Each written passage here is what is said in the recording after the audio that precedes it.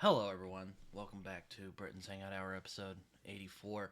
I'm back with a returning guest, AJP, from the world of AJP. How you doing, man? I am doing good, doing pretty great. Just living my life, trying to stay sane. All that casual thing. I imagine, you don't have your long hair anymore. It makes me kind of sad. You had that hippie, you had that hippie outsider thing going, and Hippie professor look. That real good old fashioned. I most definitely have fucked some trashy women look. That type of exemplar status. Yeah. I don't miss the long hair too much. I but it kind of was do, and hard to kind of like don't. maintain. Oh yeah, definitely hard to maintain. It was trans everywhere. Women liked it. At the same time, they realized the issue of living with it. So it kind of was a issue there. But what can you do, really? But yeah, no, we're back, and yeah, you got a new place now, and there's been stuff going down, and how you been, Yeah. man? Mentally, I've been getting a lot better. I've been working a lot more. I've been focusing on just my mental health, and been having a whole bunch, sex as one does after a bad breakup. I've been a bit of a philanderer, as some may say, a charlatan, a playboy, a fucking saucy man. Charlatan. I thought that means con man. Charlatan. You can use charlatan as well for a cretin properly, but it's archaisms in there. What can you do? But other than that, yeah, I've been with my family. I've been really just focusing on getting my life together. Just getting all mentally stable and stuff like that. Mm. And it's been a process, but it's doing better. Yeah, no, I hear you, man. You gotta as they say, you gotta take care of the mental. Yep. Take care of yourself before you can take care of others, as some are to say. It's hard sometimes because it's really hard to look after yourself. Well, when it's mental stuff, anyway. Mhm. Sometimes you think I can just tough it out, it'll be fine, and then you're like, don't Oh, work yeah, I like mean, that. I mean, look at most authors. Practically, like 90% of them are absolutely insane or have some mental dysfunction. I actually been writing. I've been writing an essay on modernist authors, and like the amount of them that were just completely mentally screwed up is hilarious. Like Faulkner was an alcoholic, Virginia Woolf was abused, Sylvia Plath was Did she have suicidal. bipolar, Virginia Woolf? I'm not sure if she was diagnosed as bipolar. Obviously, she got like female hysteria as a diagnosis because mental health back then was absolutely fucking insane. But Virginia Barnes as well. Like she got food, like literally, she got force fed down her throat. Like she was tortured and everything like that during her mental health process. Sylvia Plath was electrocuted. Oh my It was god. a tough, rough, oh yeah, rough time, rough, rough, Bro, I rough mean, era. I watched your video about No Longer Human a while back, and I'm like, dude, Japanese authors are fucking wild, man. Like Oh yeah, Yukio Mishima had no fucking chill whatsoever. He tried to lead a coup and then committed seppuku when it failed spectacularly. I'm you like, think people would be more aware that he's trying to because I have this one right here. and then and then Midsummer. the guy who wrote No Longer Human apparently he drowned himself with his wife. I'm like, what the hell? What is this? What's going on Oh in yeah, Japan? oh yeah. He got disowned by his family after two failed suicide attempts with two different Ouch. women. Yeah, one of those women died with that suicide attempt, so it's just like extra like salt in the wound right there. You got guys like Nishitani, who was like he's intelligent and everything like that, but he has his own slew of mental issues. Just like Japanese authors can be easily described as a cavalcade of mental fucking wildness, essentially. It's really fun to analyze them. Authors are really like the character I over. think Mishima might beat them all because he actually tried a coup and he failed. He failed at the coup, but he Yeah, they tried the laughed at coup. him at his coup. That's how bad of a failure it was. Like everyone mocked him, and then like his own like lover failed to properly kill him. Oh my At, god. oh yeah, did you not know that when they tried committing seppuku? The whole like you gotta let someone else cut off your head and stuff Uh like that. He missed the first time and hit his shoulder, and like oh. it was like you can. There's pictures of the body online, and you can just see like the huge gash that was just left there. And then the sword got stuck the second time on his neck, and it they had to Oh, swing like 3 or 4 times to it's actually not cut as it off. easy as they make it look in the movies. Ugh. Oh, yeah, it's not. That's because you gotta there's actually, there's a book by an executioner in France who, talked about the anatomy of, like, executing someone properly. Mhm. You have to go for the nape of the neck right here called the atlas point. That's where you sever off the head properly. Once you cut off the atlas, the head just it goes off like that, and it's a much more quick and clean death. Obviously, the head's still alive because, decapitations are weird like that, but, yeah, that's the proper way you execute someone for those who were curious, that I just know. Of course, you know that. That's By the way, that was by Henri de Sanson, the French executioner for Louis IV for during the French Revolution. That book you can actually read his execution and memoirs online, and they're really good, interesting insight into his memories and stuff like that. Absolutely crazy dude, crazy characters. well. I mean, when you're in the French Revolution, there's probably going to be some not very stable people running the show. The French Revolution can be described as basically everyone's insane. Essentially, like you got Marquis de Sade, you got all these lunatics on the revolutionary side and the voluptuary. And then you got the French, who are some of the most bourgeois people imaginable. It's hilarious. You know, I'm actually thinking of reading Angela Carter's. I think it's the Sadian Woman. I think is what it's called, which Angela Carter is, yeah. is She's an about. interesting. She has some interesting insight about that. I'm not too much of a fan of her work, mainly because like she always it's like that new trans age. Marquis de Sade was the one true feminist. He kind of feels a bit weird to call him that when he was an actual rapist and sadist who committed horrible crimes. It's such a Yeah, I weird think if thing. I remember right, that's where we got the word sadist from. Yeah, Was him. So there it you go. came from him. The French, right there, baby. We're really stealing everything we can from their language alongside the Spaniards. That's just how it goes. I mean, I thought, I was like, man, I thought that French people were like classy and like wine. I'm like, man, they know how to get down. Yeah, most French people are insane. That's just kind of the tuition I have from there. You got Albert Camus, you got Jean Paul Sartre, you got all these. A lot of the guys during the New Thought revolution in France, like they were disgusting people, especially Jean Paul Sartre. I'm pretty sure was sexually intimate with like a 13-year-old. I'm not Oh sure. God, Yeah, and Camus was cool. Camus was the chill guy, but he was Camus. all. Yeah, Camus fucking based. I love Camus. Oh Like yeah, dude's awesome. The I Stranger love is based. No, I'm kidding. Um, it is a great book though. I do enjoy The Stranger a lot. Um, I I don't know if prefer I his. agree with his. I don't know if I agree with his whole spiel about life has no meaning, but I think it's quite interesting. Well, admittedly, his whole life has no meaning comes from more of an existentialist thing, where it's like more like Kierkegaard, where man can only create his own sense of meaning and everything like that. But Well, yeah, honestly, I do. I do have some. Oh, sorry. I was just gonna say like you have all those. I was just gonna say like, but then again, there's like 4 different branches of existentialism, and they all hate each other. So it's like I don't know. Yeah, I was talking to my friend Jordan the other day on his stream, and I was telling him how I don't really like Sartre because just I can't do no. I don't know what Joss Whedon saw in Nausea, but I read it when I was younger, and I was like, it was it was it was painful. Yeah, it's a nauseating book. Haha, funny. But it's I a lot of those existentialist authors created some of the worst literature. Like at Honestly, my least with the stranger, there's like the style feels like the detachment feels more. I don't know. more, It's it feels more better for some realistic. reason. Yeah, it I'm feels more more realistic. interested in it for some. I don't know why. Maybe Camus was just a better writer than Sartre. I don't know. According to the French, from what I hear, like yeah, like even the books from those, like they're kind of Camus is the better writer, prose wise, and Sartre he's a better philosopher and essay writer than he actually is, like say an actual writer, a novelist.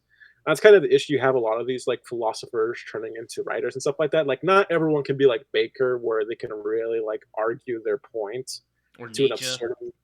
Or Nietzsche, yeah, like that, like das Book Zarathustra. Like I know the translator for Zarathustra thinks it's an awful book. I think Zarathustra is fantastic, and I think it really does work as a book for everybody and a book for nobody, basically, as Nietzsche wanted it to be. But Sartre and a lot of existentialists, I don't know why, but it's like they couldn't write for shit, man. It's like it's like there's like a lot of them were writing like either very mediocre books or it was so like anthema to what they were arguing a lot of the times. I think Samuel Beckett is one of the few I think actually captures that, but he's a very stringent, like surrealist, existentialist, minimalist type of guy. So that's why he really works. And speaking of which, I got his novels right here, and I really love his work. It's really good. I haven't read Beckett yet. I have heard of him. A lot of people are like, oh, Waiting for Godot, and I'm like, yeah. Everyone quotes that. Waiting for Godot is the one that everyone loves. It's either that or they talk about Breathe, which was like the most experimental thing ever. It's literally a 5 second long play, and it's just someone breathing. It's fucking fantastic. I love it. It's hilarious. Beckett's, in my opinion, a very good, very very very good, talented man, and I think he's one of the few philosopher writers that actually stands paramount. Baker too. I like Baker, but he has his issues too with his writing and his whole Are you talking about R. concept. Scott Baker, the fantasy writer? Yes, R. Scott Baker, the fantasy writer and famous Canadian and supposed friend of Steven Erickson, also a Canadian. Epic's only few stars he can quote.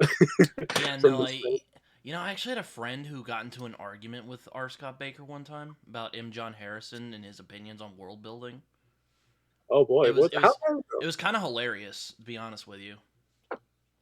Okay, you gotta tell me that story now. Like, I'm curious. Like, what was the argument about specifically? Like, Well, okay, I'll admit it's over way nerdier shit than I'm in tune with. But there's a writer called M. John Harrison. You may know of him. He wrote stuff like Veraconium. He wrote Light, which is a pretty damn good book, I thought. And he's written some other stuff. Well, apparently he was kind of, like, oh, this world building is, yeah. People world build too much, yada yada. And my friend did an essay kind of commenting on that, and he was kind of Harrison's disposition, and he's like, oh, I heard Baker had some great arguments about world building, and then his argument was he's basically like, Baker was just like, oh, he's just doing us versus them crap. He didn't really say anything. And then Baker came into the comment section. Maybe I'll send you the link. You can read it later. definitely. It was funny. It was funny. Like, it did make me. It was kind of awkward though when I saw a bunch of booktubers start covering Baker. I'm like, oh man, That's oh. the everyone's liking Baker nowadays, and I'm glad for that. Slowly Red really like brought Baker back to the forefront, in my opinion. But the main thing I want to talk about is just like Baker's online presence was some of the most cringy shit ever. I love the guy. I think he's a fantastic author, and I think he has a lot of things to say. But holy crap, he could not take anyone's like pot shots. Admittedly, some of those pot shots were stupid. Like the whole like he's not a feminist type of guy, and like he overcorrected in his book series, like really trying to push a feminist angle and stuff like that. But also the fact like Baker's known for like he would like make fake accounts on 4chan to like pretend he was someone else, but then he would let it slip that he was Baker on accident and stuff like that. And it's just like, oh yeah, it was bad. It was really really bad, and it's just like, oh boy. And then it kind of reminds you that he's like a 50-year-old dude who's like arguing with a bunch of Really? 20-year-old autists. That's not helping the case of wanting to read your books, sir. Like, I'm just saying. Admittedly, like I get some of why Baker responded to criticism so heavily. Like he was getting called a sexist, a misogynist, a pro eugenicist at times, and it's just like he's not any of that type of stuff. But it was definitely like a cavalcade of just like people just shitting on him and stuff like that. But that didn't help his case at all. Like making fake accounts to argue with people on forums because he didn't want to argue on his main thing. It's just like, okay, come on, Baker. Like you didn't have to do that, and that sucks. But what can you really do? But that. Yeah, maybe you are right. Authors are kind of crazy. You know. Oh yeah, like 90% of them are. Nowadays, you have pretty much a generation of authors who don't really like get that. And it's weird. Like they're not invested in their story; they're invested with marketing their story. If that makes sense, I guess. Like look at Book Talk. Like I'm seeing like authors who don't even know their own story. Like there was this funny one where someone's asking like, "How what do you think about the age gap between your characters?" And they were like, "Oh, I don't even know how old my characters are. I'm like, I'm not even thinking about that." It's just like, how do you Oh, put can't a do that. baseline thing like that? Like, Jesus Christ! Like BookTube and Book Talk and everything like that. Like, I feel like we're kind of hitting like a sort of like a low point nowadays for that type of like genre. Like it's like everyone's kind of like going for like what's the tropes are in this that are gonna make me fucking explode with orgasmic glee rather than like actual content. Yeah, no, I know what you mean. Oh my god, I read I read 3 chapters of Fourth Wing this year, and that was all I needed to know that it was a terrible book. Oh, everyone's been talking about that, and I am not interested in it at all. It's like it's so weird being a part of like this new genre of literature. Since like it feels like it's like 2019 to 2018 and to like 2020 was when there was like this big epic fantasy like renaissance. There's like thousands of booktubers and stuff like that. And then it's just like after that, it's like shoo, it's just like a major decline, not just in like general discussion, but also just like the quality of a lot of these books. Like the Fourth Wing, I've seen some snippets from that. That sounds god awful in so many ways, and it's just like it's making me very sad to see really the state of fantasy, especially nowadays. It's like we have more creative liberties and freedoms, but it just feels like we're kind of becoming an incestuous, lobotomized, teratomic cancer upon each other. It's ridiculous. Yeah, it's a we're in a strange spot with fantasy right now. You know, it's funny. I actually made a video the other day called "Is Fantasy in an Identity Crisis?" And then after that, people started making videos about like is epic fantasy dead? So I'm just like, no, maybe I'm onto something here, guys. It is weird. Like you're not really seeing a whole lot of like great epic fantasy books anymore. Like especially because I think like it's like we become so Sandersonian in like the philosophy of like how writing should be. I feel like people kind of in a way, like nerf themselves. And I'm not like gonna LARP on Sanderson too much. Like I already do enough of like shitting on him pretty much already. But it's he Yeah, really like shifted the narrative focus of what books should be and the idea of like what literature should act as and what it should become. Like you're not really going to get like experimental stuff like Salman Rushdie in like fantasy. You're going to get like stuff like the King Wave. well, he wouldn't call it that though. He would call it magical realism because he doesn't want to have fun. He's no fun at all. And yeah, it's So kind of been Salman like Rushdie, if you ever watch this, I'm probably gonna like your writing, but suck it. It's fucking fantasy. You he actually wrote a cocksucker. memoir about his most recent assassination attempt. Definitely give that a read because it's hilarious. Like all the stuff he writes about and what good humor he has. He's a really fun author. I I could really make a really offensive joke about him getting stabbed, but like, no, I'm not gonna do it. brother, you know who you're talking to here. That's true. That's true. You are I'm not gonna be easily offended. yeah, I'm gonna be the most offensive person here. It's just gonna be a fact. I just shout out like one of the most loved authors ever right now. Like I don't really care. I Oh mean, boy. I do want to read like the satanic. Like, I don't know where to start with Rushdie though. I kind of want to do the satanic verses to see why everyone wants to assassinate him. Well, not everyone, but why a lot of Muslims want to assassinate him. Uh, if you want to know, it's because he really makes fun of a lot of about Muslim mythos and everything like that, and he uses the a false name of Muhammad in his book, which is Mahund. And yeah, that's gonna get me on a fatwa, but I don't really care. I don't care really. I I think just you're beneath their notice at the moment. hey, one day, when I become a famous author, this will be used as proof as against me that I am the enemy of the state of Islam. Anyways, State it. No, but yeah, I remember when he got stabbed. I was like, God damn, dude. Fuck. he looks badass though nowadays. Like he has like a cool like eye patch, eyeglass kind of look going on right now. He looks like a And I freaking think it like was the eye where he had that issue with like his eye drop kept drooping. yeah. So you're just like, Okay. He looks like a Metal Gear villain, honestly, nowadays. And I respect the look. Anyone that looks like a Metal Gear character, that's a compliment because everyone in that series looks super awesome. Even like the fattest motherfucker in it, Fat Man.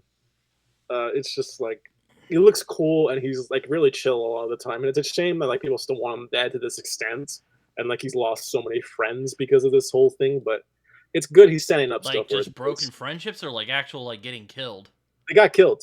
People he's knew and was really close with, they were killed because like they associated or supported the book, or they were translators for the book for different languages. But yeah, I A do lot of want to people read his died. books. I just don't know where to start.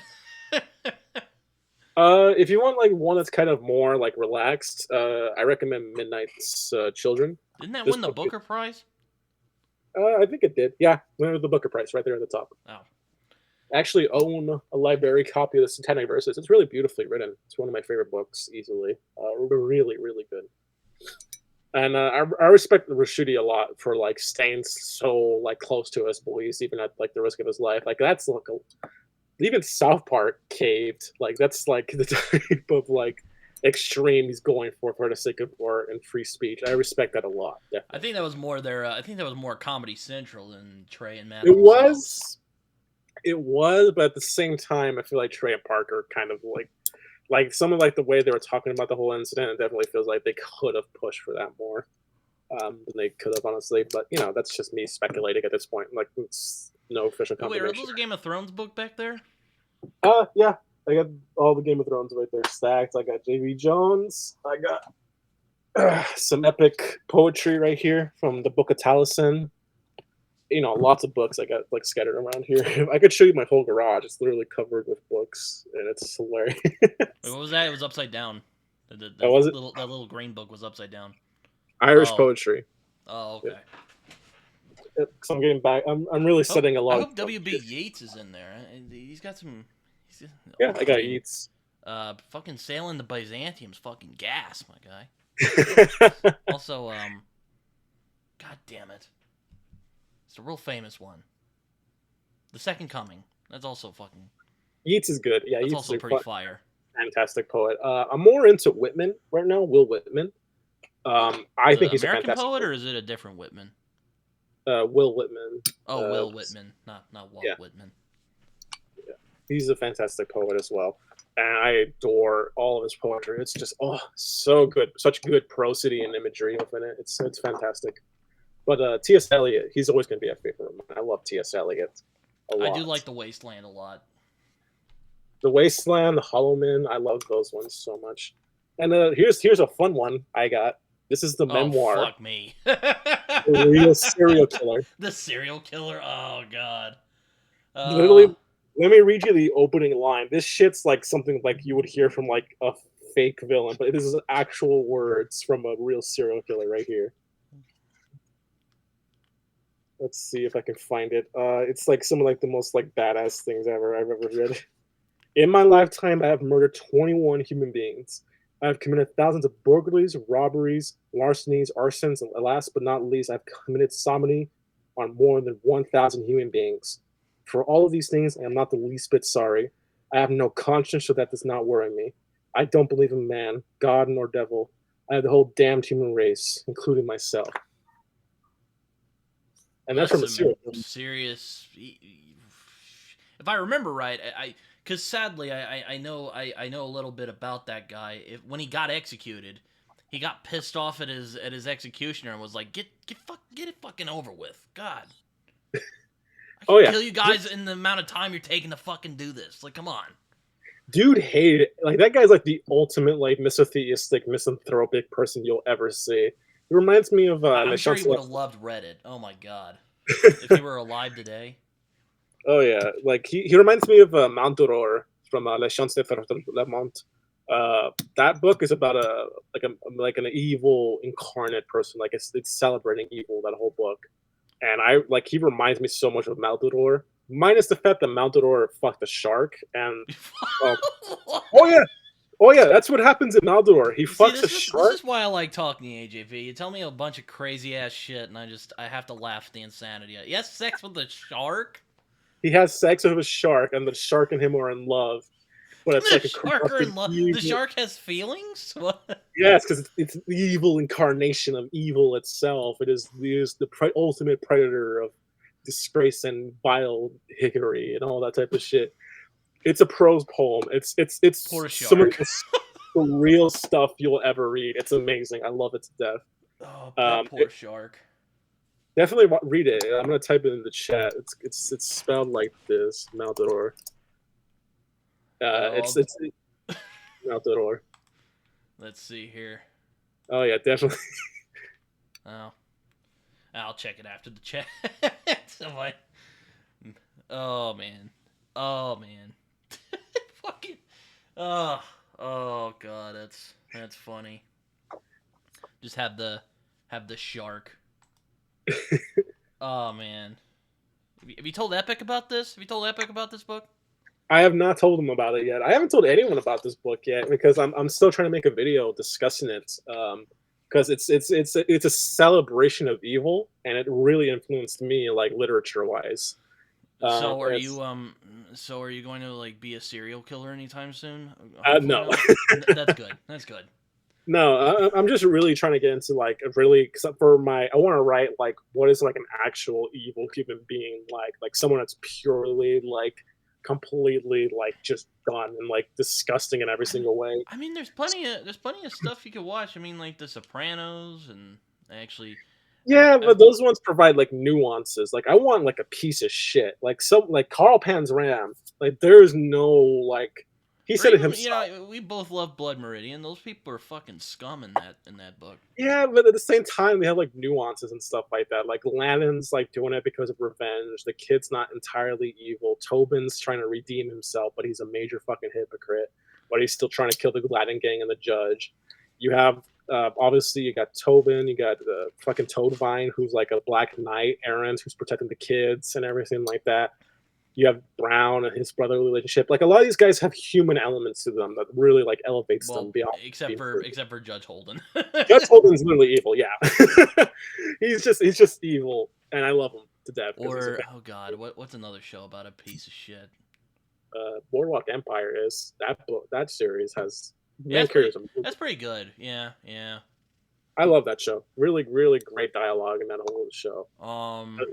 But I nothing. actually I've gone back and forth rewatching The Shield recently, which is actually pretty Oh good. yeah, The Shield is so good. I love The Shield.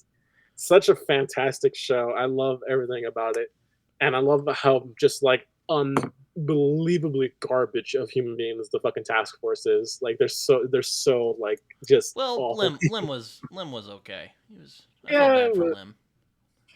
true, but like still, a lot of them were just like, "Damn, you are awful." I think Lim got the rawest deal out of all. Oh my god. Like, to be honest though, going back, maybe he actually got off easy. Yeah, I can't believe the creator of the Shield made Sons of Anarchy. Like Sons of Anarchy has like also some top tier like garbage human beings in that. Like I remember like there's like in the second season it literally opens up with a gang rape because of like all that shit in there. There is a fuck ton of rape in Sons of Anarchy. It's like wow, that's a lot. um, I really do like those two shows though. They're really good Oh, corruption arcs and everything like that. oh, They're fantastic character wise. what's another like? Well, Lolita. Lolita has a terrible human being. Lolita's literally about a pedophile. Like there's no like if ors ands or buts about it. He's a fucking raging pedophile, like in every regard. And it reminds me, I'm reading a book called Tampa by Alyssa Nutting. Very funny name. Very funny name. Oh, Um, I've heard of this book. I've heard it's yeah, kind of American Psycho-esque. That's another book about an awful human being. yeah, American Psycho is great. I actually been reading a lot of Bret Easton Ellis recently. I got his Lunar My Park, copy and of I have Lolita, by the way. yeah. Fucking love it, Uh, even but though it's kind of. I hate the blurb back here. The only convincing love story of our century. Are you fucking kidding me? No, it's not. No, it's not. dude, those blurbs in the back are always awful. I don't buy into Get better writers. Vanity Fair. You bastards. Fucking ridiculous. the amount of people I know who read that book and don't know that it's about a pedophile and a young teenage girl is just not even a young teenage girl. She's literally like I think 10 when he meets her. And it's like the way he describes her, like so many people get tricked into thinking she's like older than she actually is, but no, she's 10 when they first meet, and he keeps like Or well, grooming her, I grooming her. could say Fight Club has some pretty terrible, but I'm sick of Fight Club. Jesus Christ. Why are you I'm, sick of Fight Club? Why you tired of all those Sigma edits and everything like no, that? I'm just sick of the impact of Fight Club. Like my friend Jason did a fucking buddy read of Fight Club, and he was like fawning over the book's prose. I'm like, I was just sickened. I'm like, I don't hate the book. It's a good book. I'm sick of it. I mean, like, yeah, its impact can definitely make the cultural meiosis a bit like nauseating to deal with at times. And I feel Like, like a it's lot of not the people, deepest book in the world about that subject. I'm sorry. Like, oh yeah, especially like its whole I think themes about Palahniuk's written better books. Paolini. Yeah, he definitely has. Pilachuk.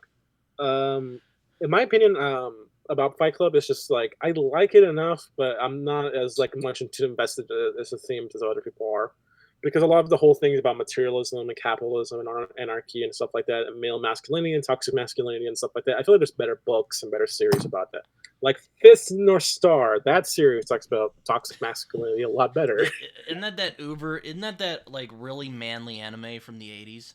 Yes, it's so fucking good. It's my favorite thing ever, and I will die forever for it. All right, it's such a Isn't masterpiece. I that love like it. the peak manly anime though? Yes, nothing has Like surpassed it my in uncle manhood. likes Fist of the North Star. I'm like my 40-something-year-old uncle loves that series. Yeah, because it's just manly, dude. It's uber manly.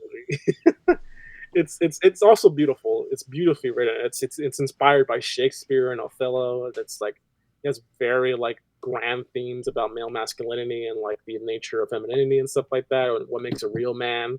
It's so beautifully nuanced. And then you got stuff like in the West, like I feel like we come to a very like non-nuanced state and everything like that, especially because of like how much we despise the patriarchy and like the social norms nowadays. Mm-hmm. Basically, reading Fist of the North Star, it's a masterpiece, and everyone should read it because it's great. I'm always going to be talking about it. And I say Griffith is a piece of shit from Berserk, maybe. oh yeah, Unless you're like one of those who's like, oh, he's not that bad. I see. Yeah, I see the unironic Griffith defenders, and I'm just like, I don't understand. After what happened during the eclipse, like you have to be a real piece of shit to make it like anything else than what it was. Because Bro, that whole I don't even think the eclipse was as traumatizing to me as the fucking Lost Children arc. I'm sorry. Like I had to like after I read that, I put it down. I'm like, I cannot do this anymore. I need to chill for a minute. Oh, then again, I'm sensitive to kids getting hurt. Okay, like I know that there's a lot of kids who get hurt in Berserk, but in that it just went into a whole different level of just my brain was molested. that's a very colorful way to put it, but yeah, pretty much. For me, it was probably Wylad. Everything he was doing, like he was just absolutely like so shitty. It was just like my goodness. Everything about that arc was amazing. It was just like the fact that they never adapted him outside of the games just proves enough like how much of like a fucking menace he was to the How much of story. a menace he was. Dude was a menace. His name is literally Wild. Okay, like that's how much of a fucking disturbance he was. Oh my god, I have to do a Berserk reread sometime because like this, like the new renditions and stuff like that. It's just gonna be fun to go back and see like how the Also, series was. I like the more detail in the art because like a lot of my issues with like anime and manga is fucking everybody looks like they're like 12 years old and they have like gigantic eyes and oddly sexualized. Anyway, um, I like there's more like you can tell who each character is and Naoki Urasawa is also really good at this, which is Oh yeah, really nice. Urasawa was really good about that. That's kind of an issue nowadays with like most manga and stuff like that. And that's why I tend to go back to like the manlier era, The like during those manly 80s and things. manga. So Dude, like you're not a fan of Astro Boy then, because that's kind of where I all know that I like Astro Boy a lot. that's where all the big eyes and anime stuff started. Well, that's the thing. Like, I like Osamu Tezuka a lot. Like, but I'm more of a Go Nagai guy. That's kind of my thing. I love Go Nagai a lot, mainly because of like Devilman, Violence Jack, Mazinger Z. I love fucking Android Kikaider. That's by a different author. I love Get a Robo. I love a lot more of those like older series that have like a lot more fire and creative passion to them. The issue nowadays with the anime industry is definitely the fact that escapism element and stuff like that. And what becomes a major staple and influence tends to be more of those escapist stuff. But it's like it's not as like it's not as creative as it was back in the day for escapism and stuff like that. Like there's a lot more grander themes. As much as I don't like Miyazaki a lot of the time for You don't like like what he Miyazaki? says, You don't like Spirited Away? nope, I don't like a single What? Ghibli film. I do How? not like. That film is magical. I'm sorry, I'm Oh, gonna have to oh push wait, back. I like the Fireflies movie. I like that one. I like that one a lot. So you like the bleak, depressing stuff? Okay, I hear you. Dude, I'm a bleak and depressing motherfucker. That's just my epistemology. It's just really like fucking depressing I guess stuff. I should have. I guess I should have gathered that from Berserk. Your enjoyment of Berserk and R. Scott Baker. Admittedly, I definitely like. I haven't. But I haven't. I just haven't read Baker though yet. he's real good. I My definitely. my friend Jason actually, and he's very picky about fantasy, and he's like one of those guys who's like, oh, I used to read fantasy, and now I read other stuff because I'm no fun. Anyway, he actually really liked The Darkness That Came Before, except for Kellis, the character Kellis, I think. Oh, that's wild. Like Kellis is usually the reason most people read that series. Like He liked the prostitute character, if I remember right. Esme. Yeah, Esme is a really great character. I love her a lot. She's such a fantastically written character, and she reminds me of a certain somebody. That's all I'm gonna say. Really, someone I knew in real life, and I'm not really gonna talk about that too much. But the characters really are great in The Darkness That Comes Before, and they really are good throughout the entirety of the series. They don't really have like a dip, in my opinion. But to not like Kellis, that's surprising to me. Like he's like probably the most interesting aspect to be drawn into for that series because he's such a Yeah, Jason's a bit of a contrarian, whether he wants to say it or not. Though I gave him The Devil Takes You Home the other day, or actually this was a few months ago. I gave him The Devil Takes You Home, which I fucking hated. I thought it was a terrible book. And he also hated it, so I felt a lot better about hating that book. For a minute there, I thought he was gonna like it and it was gonna really piss me off, but no, he didn't like it. So I was like, all right, I feel a little better about this. But definitely, like I don't know if you've read The Devil Takes You Home, but I fucking hate that book. Oh my! I have God. never read it, but I'm probably not going to read it. Going by like your opinion on it, because I'm generally more lenient as like a critic and like reviewer and stuff. Like I fucking like it's just a terrible book. Damn, must be absolute garbage. But that reminds me of just like I mean, and I do have books that I hate, believe it or not. Like Sword of Truth, I fucking hate that book. Like it is the most generic fantasy bullshit you'll ever read in your life. And also Terry Goodkind, I hate to speak ill of the dead, but that guy was a fucking asshole. oh, he was pretentious snob to like the nth degree. Like he's like the way he hyped up his own works, it's like this revolutionary thing of fantasy, and then when you actually read them, they're like some of the most like bare bones sort of fantasy stuff you'll read possible. With BDSM and Ayn Rand objectivist crap. I wonder if my guy Bootman's gonna watch this because he's a huge like defender of the first book. I don't know his opinion on the rest of the series. I hope to God he doesn't like them because it doesn't get better. It gets just sincerely worse as you go along. My friend Ty actually liked the first book, but he can acknowledge that like the other ones are terrible. So I'm like, all right. I'm like, is it because you're in the BDSM? And he's all like, you know what? It might be. It might be.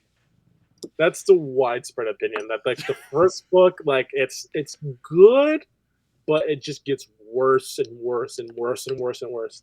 It's solidly written. It's just I hate. It's generic. I just hate it. It's generic. I hate that book. Painfully generic, and like it's not particularly great.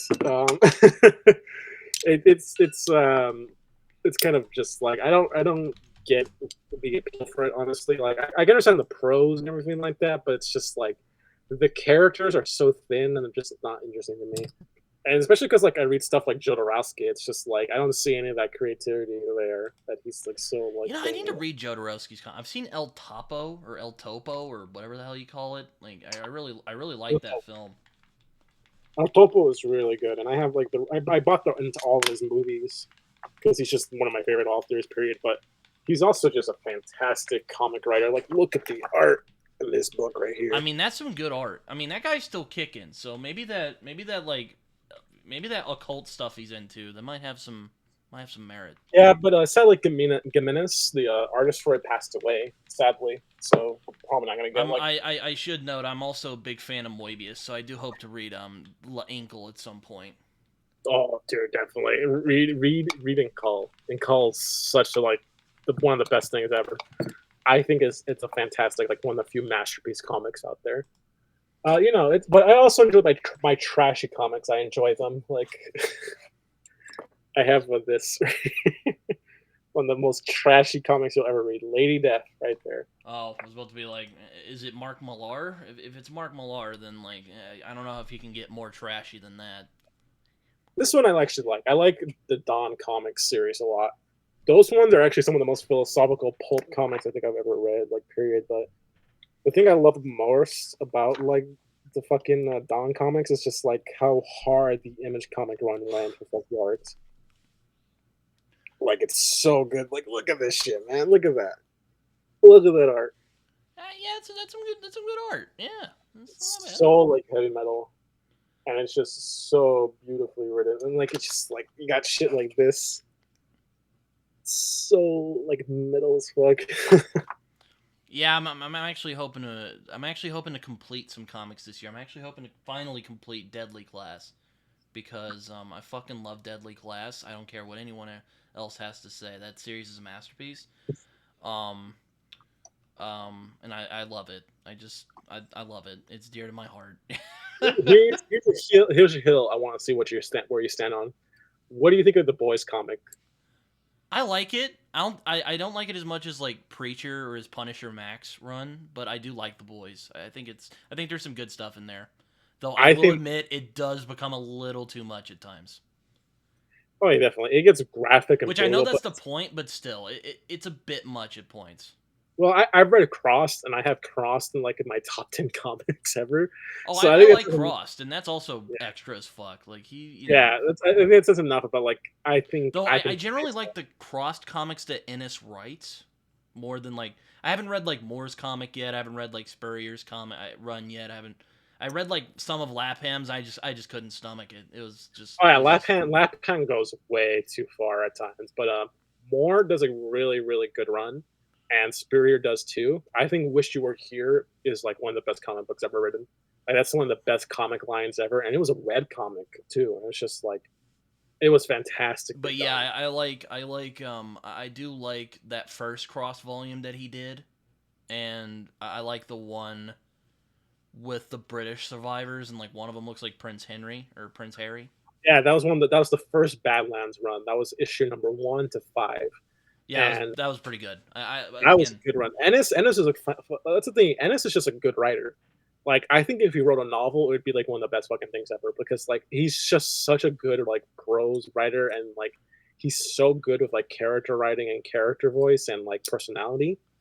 yeah, I Everything. mean, if he can like if they can like kind of curb him from going off the rails, like he's very good. I think like though I'll admit, I as much as I love Preacher, I freaking adore Preacher, but I don't know his Punisher Max run just fucking spanks. Like I Oh yeah, love it's so he fucking just good. And nails the Punisher in a way oh that yeah, and his Hellblazer run too. Hellblazer run was so fucking good. I even though love his I do like the Jason Aaron Punisher Max run that he did too.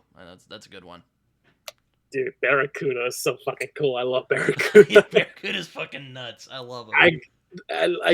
Ennis needs to be praised. To like he knows how to write those fucking like Ravager Marauder types so good.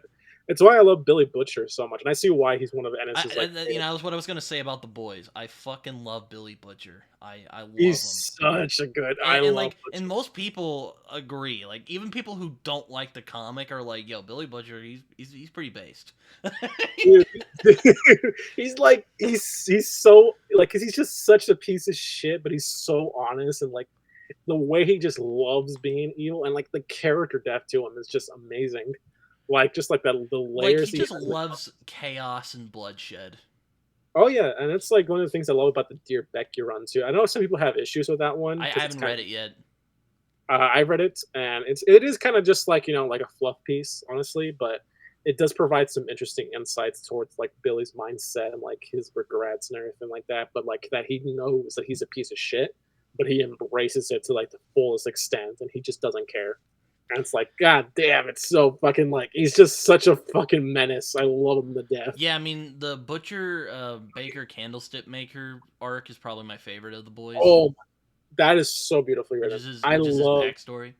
Yeah, Butcher Baker Candlestick Maker. That is like one of my favorite comic book issues ever. Like just everything about that flashback is just so good. Just gives so much nuance, so much character to him. It's just beautiful. And especially before like Over the Hill of 1,000 Men arc, like that's like a fucking great set piece right there. But yes, I do like the boys. I don't know if I like it as much as Preacher or Punisher Max, but I do like it. I mean, I don't know if I agree with his views on because I like superheroes, but you know it's fun. It's fun reading. Admittedly, I think a lot of Ennis's like hatred for superheroes comes from the fact that like DC fucked him over like so badly, and also just because like originally the boys was supposed to be in DC. It was supposed to be a DC run and everything like that. He got 5 issues in, and then it got axed because of like everything it's Ennis and stuff like that.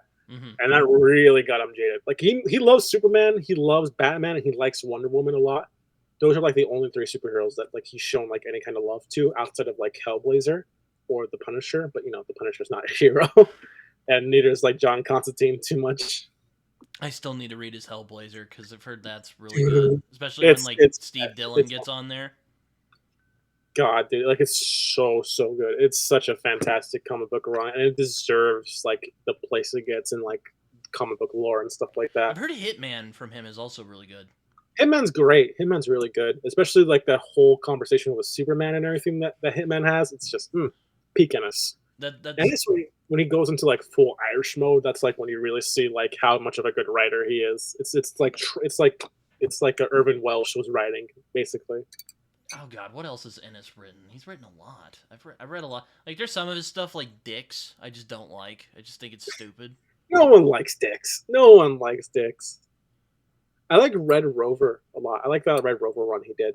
Like I know like it because it just shows like his love for dogs a lot. Like it's a weirdly wholesome story despite the fact it takes place during the apocalypse. It's just fun like that. Yeah, I mean, I'll admit I was skeptical of Preacher. I thought it would just be like just a fuck religion thing or like whatever, just like being edgy. And there is that in that run, but like damn, like it's really like there's some great shit in that story. Oh yeah, a lot of people come in thinking it's gonna be like that because of like that garbage AMC show and everything like that.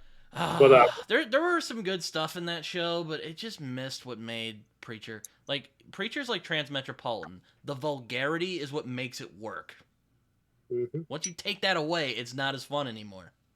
Yeah, instead you just got dry, gritty nonsense, honestly. And it's just like what makes Preacher so good is Garth's edge. Like that's the thing. Like Garth knows how to be edgy. Like he shocks. Like it's not like safe at all. And that's the thing. Like it was Seth Rogen produced, so that's kind of one of the reasons why it was kind of safe as well. Seth Rogen has a thing where he kind of either makes or breaks a comic book run and everything like that. Like he produced Invincible, obviously, but Mm. Invincible's like fucking great, except for some issues there are now animation, especially an issue, but Wait, what'd you say? the animation, I the Oh yeah. There are sometimes the animation's a little weird. I'll admit. dude, after watching X-Men '97, I am fucking offended by how bad of animation something as good as Invincible gets. Good thing. The story of Invincible, the show anyway, is or well, I love the comic too. I have the fucking I do have right behind me. I have 3 of these big chonkers right here. I Yeah, love I, them. I got all three too. I And love they're them. I awesome. adore them. I just I love this series a lot.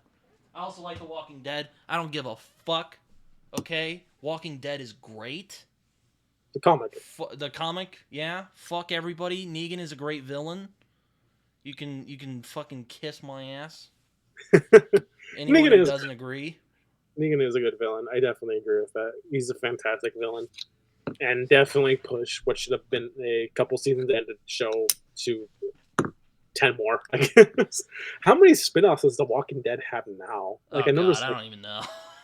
there's like 5 or 4 that are out right now. It's like Jesus Christ, like not even like I can't think of a series like outside of, like Buffy that got that many spin-offs. Like honestly.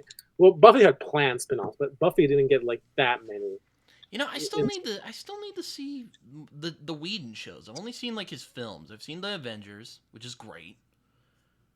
Age of Ultron, which was not Not so as great. great, but it had moments. Like Ultron and God damn it, Ultron and Vision's confrontation. That's great. Admittedly, he got burned out by the time he was making Ultron, so that's kind of why it was like that. And I could Um, see it.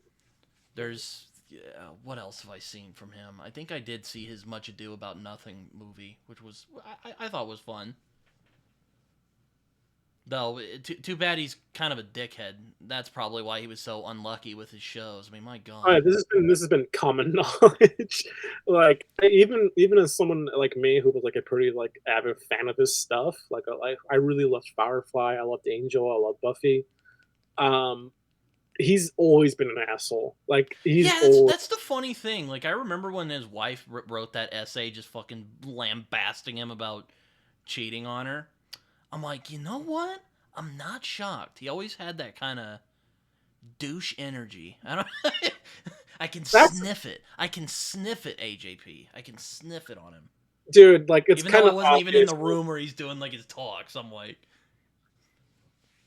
Admittedly, I could kind of tell he was one of those male feminist types that acted like he was like a huge ally and stuff like that.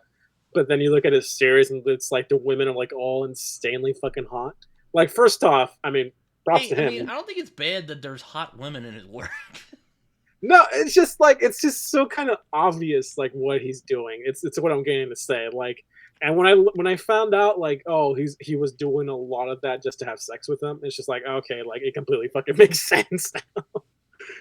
Like the dude was a very horny motherfucker, and it shows in his shows. And like then again, I don't blame him. That's one of my favorite aspects about Buffy. You know, it's like the women are fucking hot. Like that's just a fucking objective fact. But And it's Sarah just like Michelle Gellar, oh,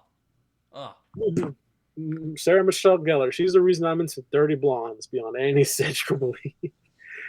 I kind of hate how much my type is the Buffy type, and I'm not talking like you know strong, empowered woman. I mean like really girly girl, like kind of materialist type. I love trashy Buffy. Like when she's going through her fucking whole arc of like having like her issues and stuff like that, and reverting back to like her bad girl side. Like I really fucking love that portion of Buffy. I still need to watch Buffy because Dude, you haven't watched Buffy? I That's like, know I said I haven't watched many of the Joss Whedon TV shows. You but know, you watched Angel. That's like something you I have watched a little bit of watched. Angel. I've definitely watched the episode where Angel says, "If nothing we do matters, and all that matters is what we do," because that's such a fucking baller line. It's a great line. It's a great line. It's so good. That's like a perfect Joss Whedon line. You know. That's why I don't give Whedon too Well, much shit. Like, I guess Whedon didn't technically write that, but I mean, well, that's the thing though. he was Like the he head was so honcho, so he definitely approved it. oh yeah, he was very involved with the writing, especially. I think that's one of the episodes he actually wrote. He wrote like some episodes of Buffy, like only as the main writer. I think he wrote like 8 episodes in total for the series, and they were some like the best episodes, except one. And that was an Angel episode, and that one was really bad because of like you know future future connotations about certain actions about what he did. But you know, still, I love Angel, I love Buffy, and everything like that. It's such a fantastic series, and I just it really shaped me a lot towards like how I view people and like how I viewed life and everything like that. It's my soul show. It speaks to my soul, and I love it to death. And it's my favorite TV series for a reason. Like yeah, stuff like Better Call Saul and Breaking Bad and The Wire and The Sopranos are like better written and better constructed, and they are literary television. But Buffy's my heart. I love Buffy, and it deserves to have its own academic feel. Damn it! Like there's a reason why it has that Buffy, Buffy schools. No, I yeah, no, I just need to like properly watch it. It's I enjoy, but yeah, I like that line a lot. It's one I go back to. I don't know if I would Yeah, call myself an existentialist, but I definitely like some of the tenets of existentialism. a lot of people do. That's why a lot of people tend to identify with that more rather than religiosity quite often. Um, but I have my own personal beliefs and stuff like that that are not so much that. Just to referend, read this book, The What was Philosophy of what Redemption. was that? Was that? Let me see. The Philosophy of Oh Redemption yeah, I by think you were telling me about that the other day. yeah, it's one of my favorite books ever, and it's what really defines my philosophy. It's philosophical pessimism, but it's like positive Oh, so you read pessimism. like Thomas Ligotti and I read Ligotti. and Uh, what's that guy's name? It's like Peter Waffle or some shit. Peter Wilson? Not sure. He wrote. God damn it! What did he write? Fuck, I can't think of it at the moment. Hold on, let me see if I can find him because I don't remember his last name either. He wrote like a really famous like philosophical pessimistic like essay that was really inspirational to Thomas Oh, Ligotti. Peter Zapfi. You're talking about Peter Zapfi. Zaffy. Why did I think? I think it's because his middle name has a W in it. Yeah, his middle name is Wessel. Where the fuck It's did I get waffle from? It's. I'm sorry, I'm not uh, on my A game today. I'm I not. didn't I'm not. sleep very well last night. It's okay. I didn't sleep too well either, but I'm not too fond of Zappi. I have my qualms with him philosophically, but then again, you have issues. Everyone has issues Well, with I'm it. not. I'm not a fan of the whole life is malignantly useless. Because like, if that's the case, then why the fuck do we get up in the morning? Like, Definitely, though. But I it's mean, I, that's I don't why know what you think about it because you said that the book you read that you really like is about philosophical pessimism. So maybe I'm it's getting it wrong. philosophical pessimism, but it's very much sort of more positive geared. It's about the it's very Schopenhauer based in metaphysics, basically. And with Schope, it's less so philosophical pessimism with him, and it's more so just like, yeah, life sucks and stuff like that, but the will to life still drives you on with power. It's like if you know Schope, you will understand Mainland a little bit better. I always say everyone thinks Schope is like the worst type of pessimist ever because of like everyone watches like those YouTube videos about like how his mom said he was a waste of space, but he wasn't entirely like that. He was more Hegelian despite his hatred of Hegel and everything like that. There was a lot more grandiosity to his ideas, and he's given credit for. Yeah, I mean it. Yeah, I mean I'll admit I haven't read as much philosophical pessimism. I just know a little bit about Thomas Ligotti. I want to read Thomas, more Ligotti. I like Ligotti. I think he's just more of a narrative author than he is a philosopher. That's all I'm gonna say about him, pretty much. Fine. I I mean like I his haven't. stuff. I mean I That's haven't. Why didn't I put my? Why didn't I put the boys on my seriously messed up tag? I'll mess with that later. Because boys gets real fucked in some places. Gets real fucky. hmm Especially when Black Noir gets involved. Like, it's. Oh, God. Oh yeah, Black Noir is something Bro, else in they the toned him down so hard in the show. Oh, my It's God. not. It's not even funny. You think they're gonna bring him back in the show, or they're just gonna do whatever the fuck they want? Because I have I I mean, have no idea. I'm you know what I thinking. mean by bring him back because he's in the trailers. But I mean, like bring him back like as you know who, basically. Yeah, but maybe I have no idea. I'm kind of Because if they I'm kind do, of like because if not they, sure if I want to take more emotional damage from the show. I mean, I don't like the show. I hate the show so You don't much. like the I show? think it's. I Oh, like yeah, I it. hate the show. I hate it so much. I think the character writing is garbage. I think the way they handle so many plot lines is stupid. And I think especially like the quarter half of like everything in season three is some of the worst writing ever put to film, and I despise it with all my heart. I hate the Boys show so much, almost as much as I hate the Fallout show, and almost as much as I hate a bunch of other You shows. don't like Fallout? I thought Fallout was fine. I think it's stupid, and I think the writing is garbage, and I think the characters are terrible. And that's like the worst thing you can do to me. You have garbage characters. I watch so many of those interviews and I see so much of what they're talking about because they do not know how to fucking write any type of characters. And what they did with the lore and what they did to Doctor House is awful. I hate it. I hate it so much. it gets on my nerves. I still need to watch the rest of it, but yeah, we'll see. Trust me, the moment you get to the ending, it's gonna make it worse. If not, it'd be the essay page. But it's like, oh my god, I hate it. Yeah, no, there's a lot of. You know what's a good show from Amazon though? The Marvelous Mrs. Maisel. I think that show's I fantastic. watched a little bit of that. That was really good. I liked It's it. really good. It's really witty and it's really clever. It kind of runs a bit awfully in season 4, but season 5 is good. Season 5 is really, really good. Yeah, my friend Ty got me into. I think you and Ty would get along very well, but because you both like Joss Whedon a lot, and you also mentioned you like Marvelous Miss Maisel, so I think you two would get along. That's a maybe. Maybe. You have to wait and see. But I don't hate Whedon, but I think he gets too much hate nowadays. Like especially for like his dialogue. Like everyone blames him for like the witty and extra like sarcastic dialogue and stuff like that. But it's just like Hollywood's always had kind of this type of dialogue. It's just you don't find Whedon funny.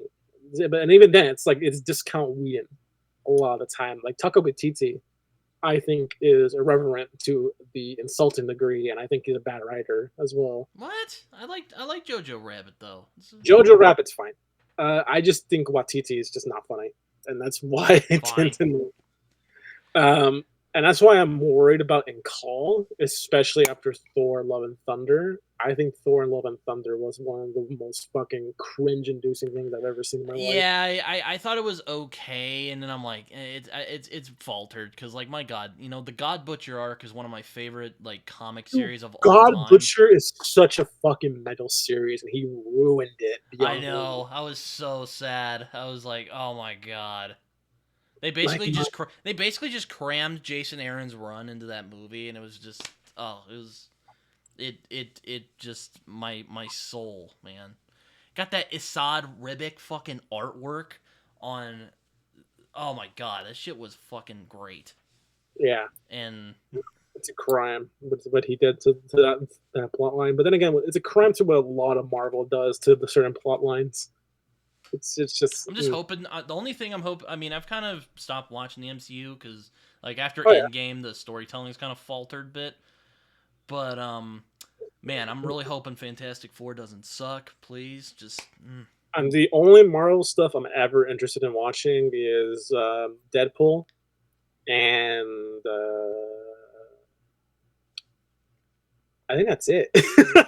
That's the only one I'm even remotely excited about. And that's because I love Deadpool. Deadpool's my favorite anti-hero from like any type of like comic outside of like.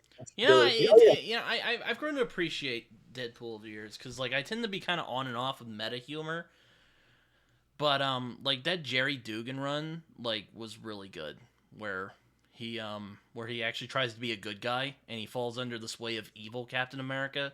And I fucking hate Secret Empire, but that bit of that run was so good, it's almost kind of worth it. I'm like, this is great.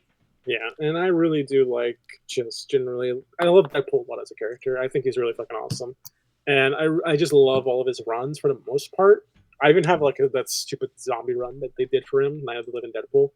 I don't know what the fuck that one was about, but it's, I just like him a lot. Do you even like the Liefeld stuff? I'm kind of mixed on that. That's good. All right. I was about to say, I mean, like if you're like, Liefeld's not that bad, I'd have been like, oh my God, are you kidding me? I have a kind of an appreciation for Liefeld to a certain extent, but he's not a good writer. No. I mean, as an artist, I'm not talking about as a writer. He's. I do mean both as an artist and as a writer. Like he's very. At least like Frank Miller can write when he puts his effort and he's not like on a fucking like Islam hate boner train. Like he can actually write. Pretty well. You're talking about what's it called? The Holy Terror. One of the most atrocious comics I've ever read in my life. No. What's that one comic he did about that like serial killer like dude? It's like all in one, all white. I have no idea. He did this comic run that he did that was like what was it called? It's about this like supervillain that's dressed in all white And literally, Frank Miller said in an interview, "I regret it because I wrote it because I was really mad about 9/11." That's And holy I was terror. just like, That's holy terror. You're thinking of holy terror. "Holy terror!" I think it's it. No, no, no, no, no. It's a different one. He did a different one.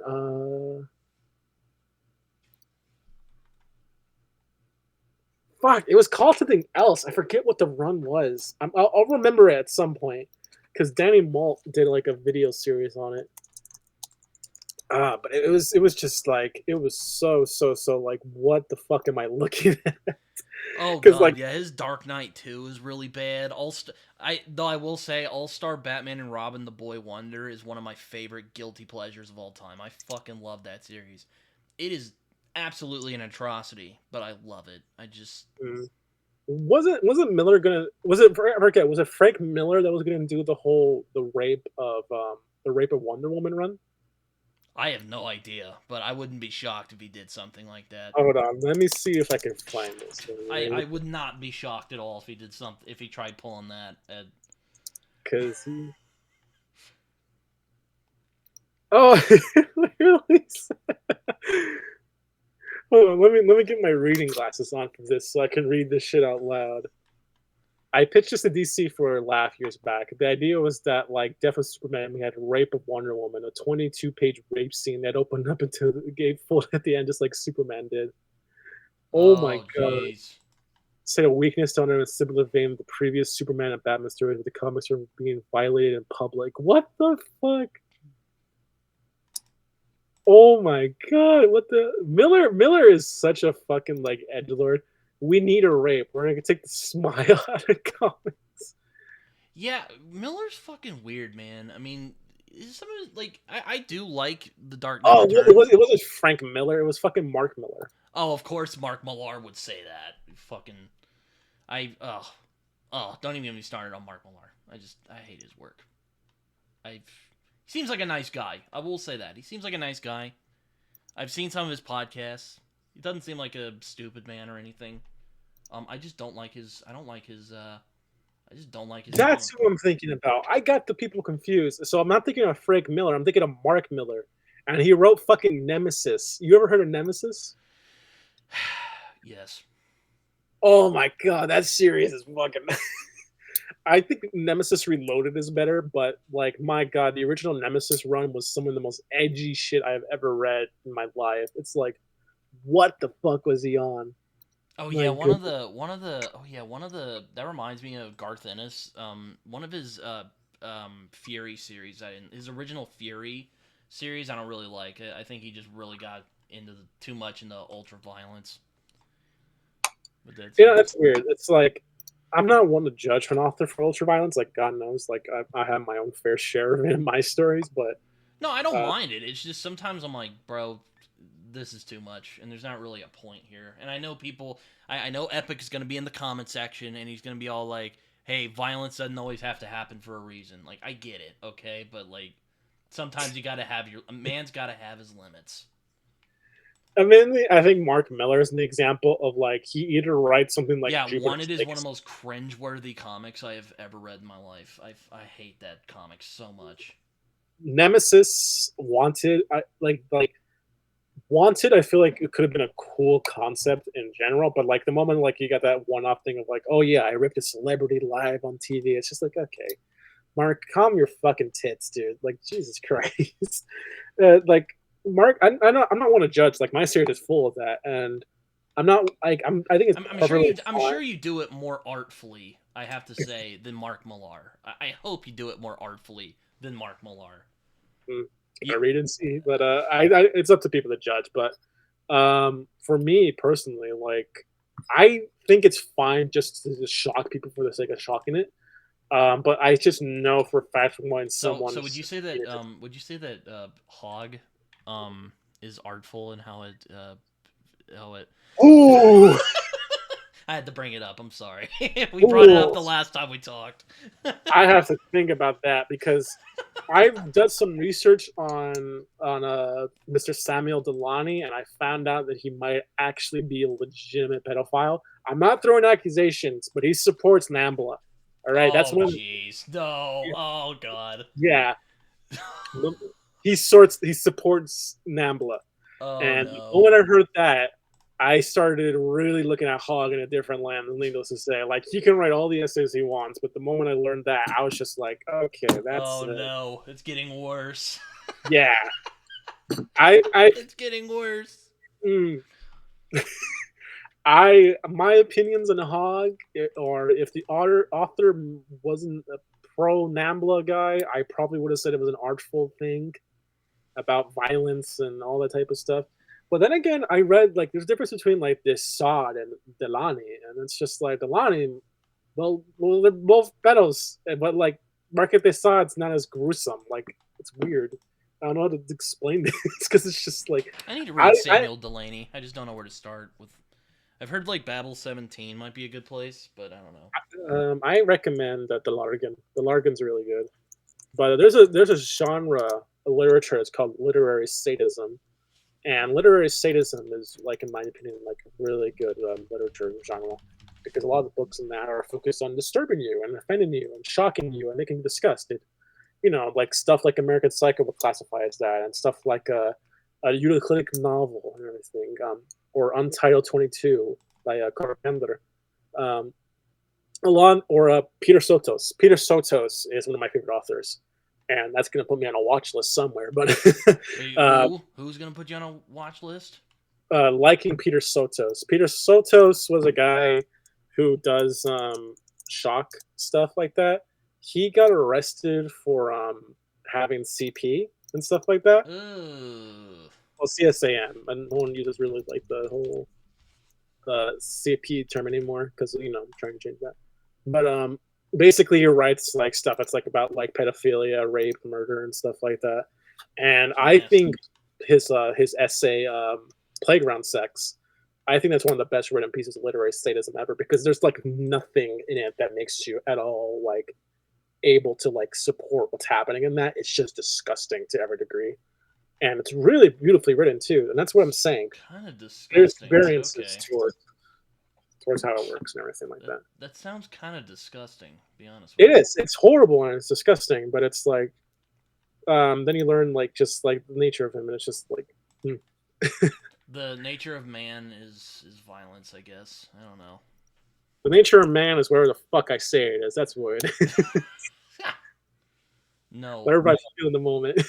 no, but it's God. I don't know. Like, look, I am not squeamish when it comes to like violence, rape. I have a harder time with, but Everyone does. Everyone does. but I don't know. I don't know. It's a weird American thing. Like violence, like we can deal with, but like sexual violence, no. Yeah, that's that puritanical. Well, Um, I do think. Well, I think most people are put off by sexual violence. I think that just means we're regular we're human normal. beings. Yes, we're normal for the most part. It's quite normal to be quite off put by Gaspar Noé's Irreversible. That was one of my favorite movies, by the way. Irreversible. I watched that with one of my ex girlfriends on our first date, and it was the most awkward first date. I didn't put it on; she put it on. All right, I Oh, wasn't. I wasn't the idiot there. That this is a good thing to watch with on the first date to get in the mood. Like, no, I wasn't fucking thinking that. I thought she just put it on and shit. I'm I'm just like, surprised she was the one who can't. I thought it would you who'd come up with that I would you're not do that. I have some tact when it comes to like putting on like a Gaspar because you're Noé like movie. you're kind of an edge lord sometimes. I'm not sometimes an edge lord. I am the edge. Okay, I am so edgy. You touch me, you get cut. That's the type of edge I am. But I wouldn't. No. I don't like jump into like, hey, let's watch 120 Days of Sodom for the hell of it. Like, I don't do that on a date. Who fucking does that? Like, no. I put on something like The Handmaiden, which is like, that turns on about everybody that I've watched that with. So that's the type of thing I'll put on. Not the show, the movie, the Korean movie, not The Handmaiden, the Isn't that the TV show. vampire? Isn't that a vampire film? No, it's a movie about a lesbian couple who are trying to like make some money and stuff like that. And there is a 20-minute sex scene in the middle that is long as hell. And that's what I'm talking about. Oh That's the type of movie I put on. no, I put on a movie. didn't Park I Chan Wook make a vampire movie? I'm not sure if he did. Let's see. I'm not sure either.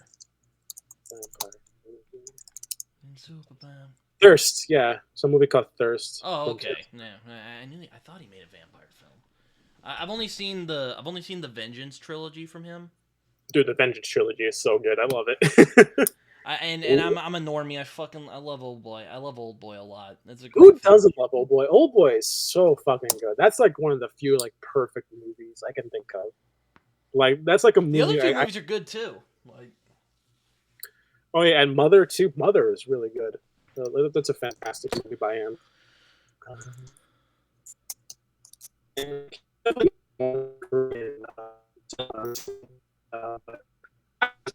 No, I would not. Cannibal Holocaust or oh jeez, Irreversible. I don't like Cannibal. Seriously, just read Heart of Darkness, and you'll get a better, more artful take on Cannibal Holocaust. Yeah, definitely. Cannibal Holocaust is trashy pulp cinema, and it shows. Who's But the real savage? Like, get the fuck out of here. Like, where's the real savage indeed? something like that. I hate that shit when people do that in Where's the movies. real? What? It's just no, just I'm mimicking that whole scene because that movie's stupid. I have a kind of a love for it, like the same way. What's like Apocalypse Now? That's a better take on that film. Well, yeah, like everything about Apocalypse Now is better than Cannibal Holocaust. But it's like I have a love for Grindhouse and Mondo Cane type of films. Like I love Iceberg. Do you think Megalopolis will be any good? I think it'll be great. That movie sounds like a fucking like absolute like passion project, and it's gonna be so divisive. I'm gonna love it to death. Like I bet it's gonna be fantastic because He's been it's trying like to get that made for like 40 years, 50 years maybe. yeah, and he had to fund it by himself and everything like that. He had to really like go to like the limits actually like really get this thing made, and that's why people were saying like, "Oh, this is gonna suck. This is probably gonna be terrible." Yeah, Or I whatever. texted my friend Chris, who's another guy I think you would get along with. You guys have similar weird esoteric takes that I've never even heard of. But I'm like, so do you think Megalopolis will be good, or do you think it's gonna be a shit show? And he's all like, I'm not gonna say nothing until I actually watch the movie. I'm like, you know what? Fair enough. I won't judge you for that. It's like on one hand, it's just like, oh my god, it's like it's just known for the fact that Francis Ford Coppola, like he just has a history of utterly like botching a lot of projects and stuff like that, but they come out amazing. So I have absolute hope it's going to come out good. I know his recent track record has been kind of mixed, especially with like some of the movies he's made. This Dracula film was good. I really liked it. But that was good, and The Outsiders is good. Godfather series is just fantastic. Lost in Translation, it's just Oh, his majestic. daughter did Lost in Translation. Yeah, but that's still like that shows the blood of Coppola. Oh, I thought you were just talking about Francis Ford Coppola. I'm like, his daughter did I know, that. I know, and she's a fantastic director. Like she's so good. And like she, I also love like the Virgin Suicides. Like I actually watched that movie for the first time because I thought it would be like cringe inducing as a kid, but it's just like, oh wow, this is fucking amazing.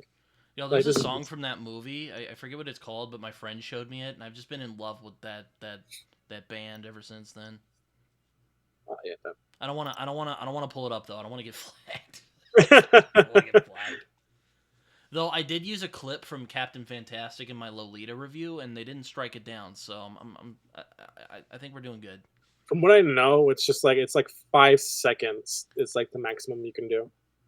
Yeah, no, but Captain Fantastic is a great film. Even though, like, I mean, Viggo Mortensen's in it, and he's Viggo Mortensen. He's great. Um, and like he plays like the most obnoxious leftist like jerk you'll ever meet in your life. Like one of those like above it all jerks who just has to rub it in all the time on how right he is. But like he really loves his kids, damn it, and you can't help but feel bad for him because he freaking loves his kids and he just wants a good life for them. It's a great movie. It's a great movie. Underrated gem. Yeah, definitely. And it's just like, oh god, I know for a fact like this movie's either going to be like the most experimentally like beautiful thing. Because I seen like the shots he did in that, and I'm just like, holy fuck, this is like this is what like actual like a true cinematographer is like, you know, like this experimental like magical realism. And then I see the reviews for it, and it's just like, has this guy ever directed anything? Has he ever made a movie in his life? And then it's just like, oh my god, it's like the perfect cinematic. Like I remember correctly, like IGN gave it like a 9 out of 10, and I'm just like, and everyone else is just shitting on it. I'm just like, this movie is gonna be fucking fantastic. Either it's gonna be a train wreck or it's gonna be like a Piken-esque like masterclass piece of work. I don't care. I want it just amazing, you know. Fair enough. I mean, I'm looking forward to it. Or well, I mean, I don't know how it's gonna be, but I hope it'll be good. I bet it's gonna be good. That's just not like I have faith in Coppola. He's like Scorsese. He's like one of those few directors that I just have faith in when it comes to his stuff. Yeah, that's true. Yeah. Yeah, I know people weren't too huge on Killers of the Flower Moon all that much, but I thought that movie was fantastic. I thought that movie was a beautiful like It was write off movie. it was a solid film. I do think it could have been made into a miniseries though, because like that story is just very big, and also the end. I was like, what? Why did you do that? But you know, whatever. So the point of the ending in that movie was mainly just to sort of address the fact that like this whole event like got just nationalized for like no reason. It got sensationalized. It got just passed off because no one really took it seriously. And it's Scorsese just trying to really just address that fact because no one really got justice out of that whole thing. No one really got like properly prosecuted. No one really got properly like actually, you know, covered in that regard. And it's just a beautifully like tragic send off, in my opinion. I absolutely adored what Scorsese did with that ending, and I get the message he was going for with this because, I like, do you know, enjoy the book a lot though. I read Killers of the Flower Moon last year for so I could prep for the movie, and it was really good. yeah, and it means a lot to me because I'm Native American, Oh, I thought and you were Hispanic. Sorry, man. oh yeah, I am Hispanic. My dad's Oh, Mexican. okay. My dad's an immigrant from Mexico. My mom's actually a Native American. Okay, so I wasn't fully off. All right, You aren't all fully off. No, no, you aren't. No, yeah, my dad's a native Mexican. His family are descended from Aboriginal Mexicanos, and the clans from the 13 tribes and everything like that. Um, but my mom is Native American. We're Pima, and the main thing about us, and what I really love about this whole thing, is just how badly the federal government screwed over Native Americans. If you don't know, there's a system that they have called quantum blood, and basically it was a way for them to really like screw over Native Americans for getting land back because like it's so unbelievably racist. Like you thought this, and here's the thing: it's still used today.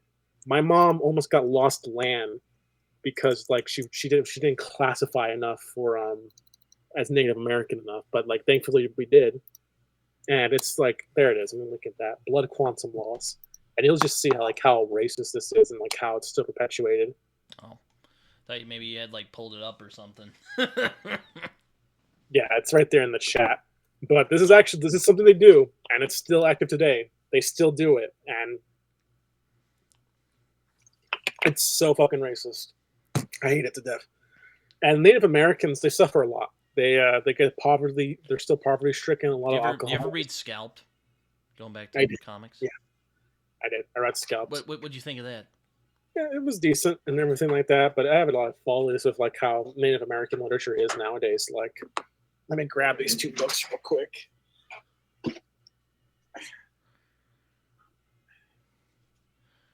Let's see what books we got in the background there. Oh, yeah. They're there, and the Morrow Thieves. This book is terrible. It's one of the worst books I ever fucking read, and this book is decent. Why is that one of the worst? Is it just badly written? Is It's it like YA dystopia Native American literature. Oh God, I and can't see how that might go bad. It was written during the height of that. The worst part is the prose and like the whole plot. It's like, oh, Native Americans are the only people that dream, so the American government's gonna come down and like eat their bones to dream again to the past. I'm like, wow, that's so fucking stupid. Thought you were gonna say that was like racist or something. it's I don't. It's just stupid. I hear you. It's stupid. And then you got something like There's There, which talks about the Native American genocide, how fucking cruel a lot of the original conquering of Native Americans was, all the biological warfare, how they were ripped apart, how babies were thrown to dogs and bashed against the rocks. It was like some of the most brutal stuff you'll read. And this Damn, book's like coming. more brutal than Blood Meridian, because like there's babies dying in Blood Meridian, dude. Well, yeah, and that's the thing. Blood Meridian's based off real like genocides and stuff like that. Well, Like, I know the Glanton Gang was a real thing. yeah, like I'm not just talking about that, but like actual acts of genocide committed by the Native American, not committed against Native Americans, and it's just like awful to see. And it's just Native Americans are one of the few examples I'll ever say that America committed a genocide because like they're completely almost gone. Like there's so little left. They're still discriminated against. They don't get their lands back properly. The treaties are awful. The representation we get is terrible. The governments that we do have and the councils that we do have are all corrupt. There's mafias fighting each other. There's poverty. There's alcoholism. There's tobacco. There's diabetes. It's just a terrible thing, and We it's read just like Stephen Graham Jones. I have, yep. Have you liked any of his stuff? Kind of not. I'm kind of in the middle of them, honestly. It's just I was about to say I liked the Only Good Indians and Mongrels from him. I thought that was pretty good. I I just don't like his prose all the time, and I think like most of the time it's too dry and it's too like modern day. There's no real style to it, and it's kind of a lot of my issue with a lot of Native American literature. A lot of it's just fucking poorly written, and that's why I kind of want to write a book about Native Americans. But it's just like, what can I really say that hasn't been really said before by lesser authors, I guess. Yeah, I mean, in my fantasy novel, there are well, I call them natives because I didn't come up with any other clever names for them, but they're basically Native Americans. So, and they're dealing with because it's based on like colonial period, like when they first like landed, and like there's like conflict between the Native American people and the white people, fun stuff. Mhm. But hey, I don't want to write them as like stereotypes, though they can turn into animals, so that's pretty cool. Metal. That's metal. Got the good old Skinwalker treatment going on there. Well, But I think that's cool. All right, like there's some people might think that's racist. I think it's pretty cool. no, it's cool. It's fucking awesome. I see people complain about like oh the Native American stereotype of witchcraft. And it's like fuck off. That's cool. I like that we could turn into bears. All right, fuck you. And uh, if they're not careful during the process, when they can turn into animals, they turn into Wendigo if they fail. oh, it's cool. But you know what it is? Like one of the best pieces of Native American literature. Everything by William T. Volman. He writes like these books from like the perspectives of like historical accounts, basically. Like he talks about all the Native American genocides and stuff like that. It's so good, and I definitely recommend them if you want to get into that. Oh, I think you mentioned. I think we talked. We were talking about westerns, and you mentioned "Bury My Heart at Wounded Knee." I've wanted to read that book for a while. Yeah, Burn My Heart on Wounded Knee, Ridgeline. Ridgeline is really good. I think Ridgeline's like one of the better like historical novels out there. It's so well written, and it's like actually like just beautifully compact and like how it's presented the story. It's done by the guy who did the Revenant book, so I definitely recommend it even more. I really like the movie of The Revenant a lot. Mm-hmm. I, Very good. The Revenant book is also good. The Revenant book has like really good prose and like really good dialogue in it. Definitely recommend it too. Michael Punk is just a good author. Like his views on Native American history and just literature in general is so good. oh damn! Some of my friends are shitting on it or well, not shitting on it. One got a 3-star and then one got a 2-star that I'm looking at right now. For which one, the book or Ridgeline. uh, that's about the Crazy Horse War, and that's one of my favorites historical events, and I think the book does it justice. Honestly, Yeah, no, I hear you. There's yeah. a lot more books I want to read at some point. But just to say, it's kind of a dad book, and I think that's kind of the thing I got to say there. It's like it's such a like a dad book. Like it feels like something your dad would have on the bookshelf that he would like talk to you about. Like it's like hell yeah, it's like a Tom. I can't fucking speak. Tom Clancy. Oh God. I can't I do know Tom you. Clancy. I know you I don't like like. some. I like some of the video games that have been made of his property, but his books, generic spy stuff. They really are generic. I can see why, but I really like their procedural type of aesthetic they have going on. But yeah, I do like Rainbow Six, the video game. I like that a lot. Everyone does. They're like grittier Call of Duty. A lot more realistic, a lot more brutal, and everything like that. The book's fun too, if a bit bland. Yeah, like I don't know. I mean, don't get me wrong. Support the military. Love the military. They're much braver people than I am. But I don't know. Just like you said earlier, it feels kind of masturbatory at times in Tom Clancy's books. Oh yeah, He's like, that's why I like. look how fucking brave they are. Fuck. You know. I'm I'm sorry. really. Oh, you're Sorry, I cat just went really fucking extra there. right. He's like, No, I get I it. can imagine he just beats his cock while writing, while he was writing that. I wouldn't be shocked. I can see why. Like, mainly like some of those novels could be a bit like much in like their presentation. And they could be a bit, like just ramble on and on and on about stuff. And it's just like the Jack Reacher, not Jack Reacher. I think what the name of it is. I was about to say I've only read One Shot, which is what the movie that Tom Cruise was in was based on, which I thought was pretty good. I started the show and season 1 was fantastic. I thought. Jack Ryan. Okay, so that's the name of that series, Jack Ryan. That's the issue with these series. That's why I fucking hate some of these like American dad novels because like they have some of like the most bland names possible. Like it's like Jack Ryan, Jack Reacher, Don Eskimo, or something like that. And it's like these are like the widest names possible. It's I'm like never. the same with like a Vince Flynn novel. Like I read a Vince Flynn novel once, and again, it just feels like he was just beating his fucking cock while writing about how awesome America is. I'm like, okay, like, look, I love America. God bless it, but like, oh man, it's like it's too far. Like, oh god, I'll read like a James Ellroy novel, man. I'll probably get a James better. Ellroy. That's an issue of a lot of the stuff. It's just like it can come off a bit just like okay, you need to calm it down a bit there, friend. Like it's not that. No, it's just these fucking. I don't know. It's just I don't like the like masturbatory like nationalist stuff. I guess. Yeah, I'm reading his Jack Ryan series, and his Jack Ryan series is less about America good and more so just talking about American politics, how difficult it can be, and stuff like that. That's why I like that stuff. And I also like procedural novels, like Law and Order and stuff like that. So that's You kind of like why Law and Order, the show?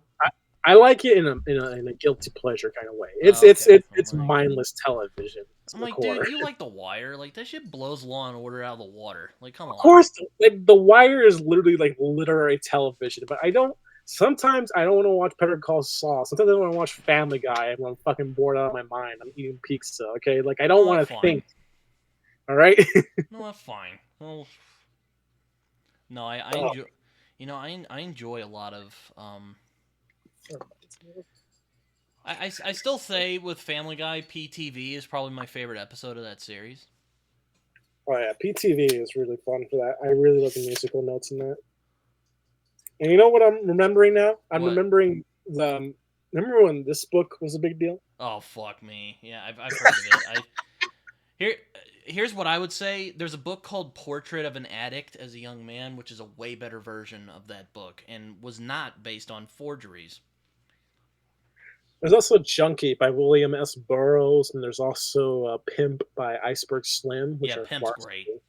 Pimp is so I actually was talking to Dan from Black and Blue Collar Reader about that the other day, or a few months ago, because he read it and he was like, "Yeah," and I'm like, I think one of the things I really like about Pimp in particular is that like, there's the sense that he's not sorry, but at the same time he ain't romanticizing it. Yeah, that's like the thing. It's like It left an impact on me. It was like this dude's a fucking monster, but Would you believe me if I told you I read that as a kid and that's how I got laid so fucking often? oh my god. I acted like Iceberg Slim, and admittedly, though they weren't high class women I was exactly going out with. But it's still I was treating women like dirt, dude. And the worst part is it fucking worked. It worked too good. Like, goddamn, dude. I was like, you don't get Yeah, Georgie. like when he talks about how like he manipulated his prostitutes, it's disturbing shit, man. Oh, yeah, I actually quoted some of the lines to my friends. And for those of you who've never read Pimp by And don't get me Iceberg wrong, like Slim, prostitution, whatever. I used to think it like like yeah, it's kind of shitty, but like okay, it can't be that bad. I'm like pimp. I'm like damn, like we need to do something about this. dude, like some of the lines that he says, like, she's gotta respect you to hump her heart out on the street. One ain't got but one pussy, one jib. You gotta get what there is in there as fast as you can. You gotta get 16 hours a day out of here. There ain't no guarantee you're gonna keep any bitch for long. The name of the pimp game is cup and blow. And this young bitch you got is shitty, all right. She knows you ain't got any other whore. I want you to go back to that hotel, make that bitch get out of that bed, and take her ass out on the street. Stick her foot in your ass if you got to. And then just like, god damn, like the whole scene of like describing like the wire whip and everything like that with the coat hanger. It's Oh just my like, god, yeah, I actually want to read Pimp again at some point, but dude, it's read it a again. That and Trick Baby. Trick Baby is so fucking good. Like that's like, oh my it's a god, dark story though. It's a really dark. It's really dark.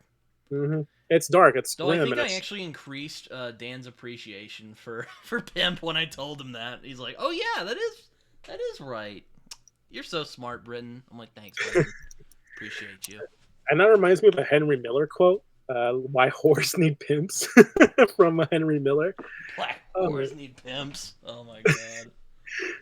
oh, I love Henry. I do remember after reading that book, I'm like, someone needs to throw this fucking guy in jail. Like he literally just admitted to like exploiting people for like years.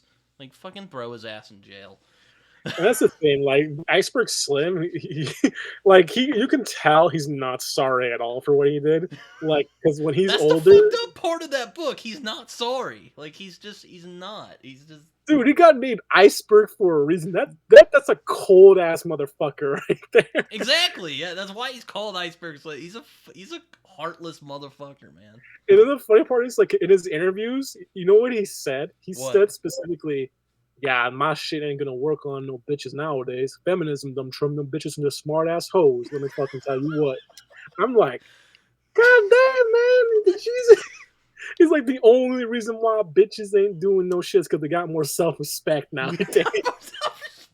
yeah, I haven't seen interviews with him, but Dude, watch his interviews. They're like, he is so fucking like brutal, and I love him to death. Like, he's such a great, and that's the scary part. He's like so charming, weirdly enough. Like, he's so like charismatic, and it's just like this is a chill ass dude. And then you read the book, and it's just like, holy fuck, this dude's a monster. exactly. You're just like this dude's a fucking monster. Holy shit! How is he not in jail? Like, or maybe he did go to jail. I don't know. He did go to jail. Yeah, he did. He went to jail and everything. And that's when he started writing books and stuff like that. And you know, he became successful a little bit on his books and stuff. And it's just like, God damn, this man. I like that's Like I never really thought much of pimps. I'm all like, oh yeah, it's like I think of like the Boondock, pimp named Slickback. I always think of that. But like, when I read Pimp, I'm like, damn, like these people are fucking monsters. Holy crap. Oh yeah, they are. Like it takes a high level manipulator to like use women for money and sex and stuff like that. And like Also, guys like I also watched Beyond Scared Straight, and there was like this white trash dude who was a pimp, and I'm like, this guy's a fucking asshole. oh yeah, that's the thing about these guys. Like that's the thing. White pimps are worse than like black pimps. That's gonna sound so fucking racist. Okay, let me explain about this. Iceberg Slim explained the reason why white pimps are worse than black pimps is because white pimps fuck their goods. That's commonly the issue. God. Yeah, they want the white pimps want to get women hooked on drugs and fucking them, and because of that, those women become more used up. That's literally Iceberg Slim's mentality explained. Yeah. Oh god, you're making me want to read Pimp again, man. Dude, it's such a good book. It is a great book, but like, damn, I want to read it again now. I know that's like how fucking good it is, and that's why I love it to death. And that's why I like Slim a lot as like a character and stuff like that. It's like, also funny, like even though it shouldn't be funny, like it's fucking hilarious at points. if you got a fucked up sense of humor like I do, or like you do, like you appreciate Slim's humor because he's very. I think I just laugh at the insanity of the whole thing. Oh yeah. Just Oh yeah, how blasé he is about just like I'm like this dude is not fucking sorry. He's a fucking monster. I especially like that one chapter where he's just like, if you after you whip a bitch, you put her in an ice tub and she'll love you for fucking forever. Let me tell you that one, motherfucker. It's so messed up, but it's And the fucking. worst But part just is the that's the but fucking thing. Like, okay, I I gotta came put from a that at ghetto, 5 stars right? now. 5 stars. I forgot how great that book is. Yeah, that's the thing. I grew up in the ghetto, and let me tell you, like that mentality works for trash women because like he trauma bonded the fuck out of all those girls. He made it like he made them That was his addicted. business. Yeah, he's Oh just my like, god. and the fucked up part is, I was that kind of guy. Like, I'm not gonna pretend like I'm a saint. I was a huge fucking asshole as a teenager. Like, You're a and little iceberg slim. Just see you now. The fucking afro. The mustache. He was like, that's oh yeah. I was ripped. I was big old motherfucker back in the day, and like I knew girls liked me and shit. So it's just like I played up that fucking towers and stuff, man. I was a fucking scumbag to like every regard. And like that mentality, like you can get some. You're not gonna get good women. You're gonna get trashy women who are gonna hooked on wow. you. He wore a mask during an interview. Oh yeah, he did. Holy crap! I'm looking at one of his interviews. He's wearing a mask. Like he's Well, yeah, because like he's not supposed to be talking about this shit. They didn't know like who was he's a talking fucking about. terrorist or something. Holy shit, man. Well, that's the thing. Pimps are fucking brutal, man. Like he says himself, pimps gotta be alone in the game, man. You use the only play you gotta know, and that's like that's the thing. Like if he was talking about all that shit on news publicly, he would get whacked. He would have gotten shot. Oh, Easily. I thought you were gonna say he got arrested. I'm like, I'm surprised they didn't throw him in jail. No, they would have killed him. They would have killed. Oh man. Pimps don't play no games, man. They're some of the most evil bastards out there. And that's kind of like that's one of the things like it's weird going to talk about this, but like I'm for sex work, like healthy, Well, safe yeah, sex work, I agree. Yeah, I'm with you on that. healthy, safe sex work. And the reason why is because if you make it illegal, you get motherfuckers like Iceberg Slim. Fucking maniacs like Iceberg Slim start running around.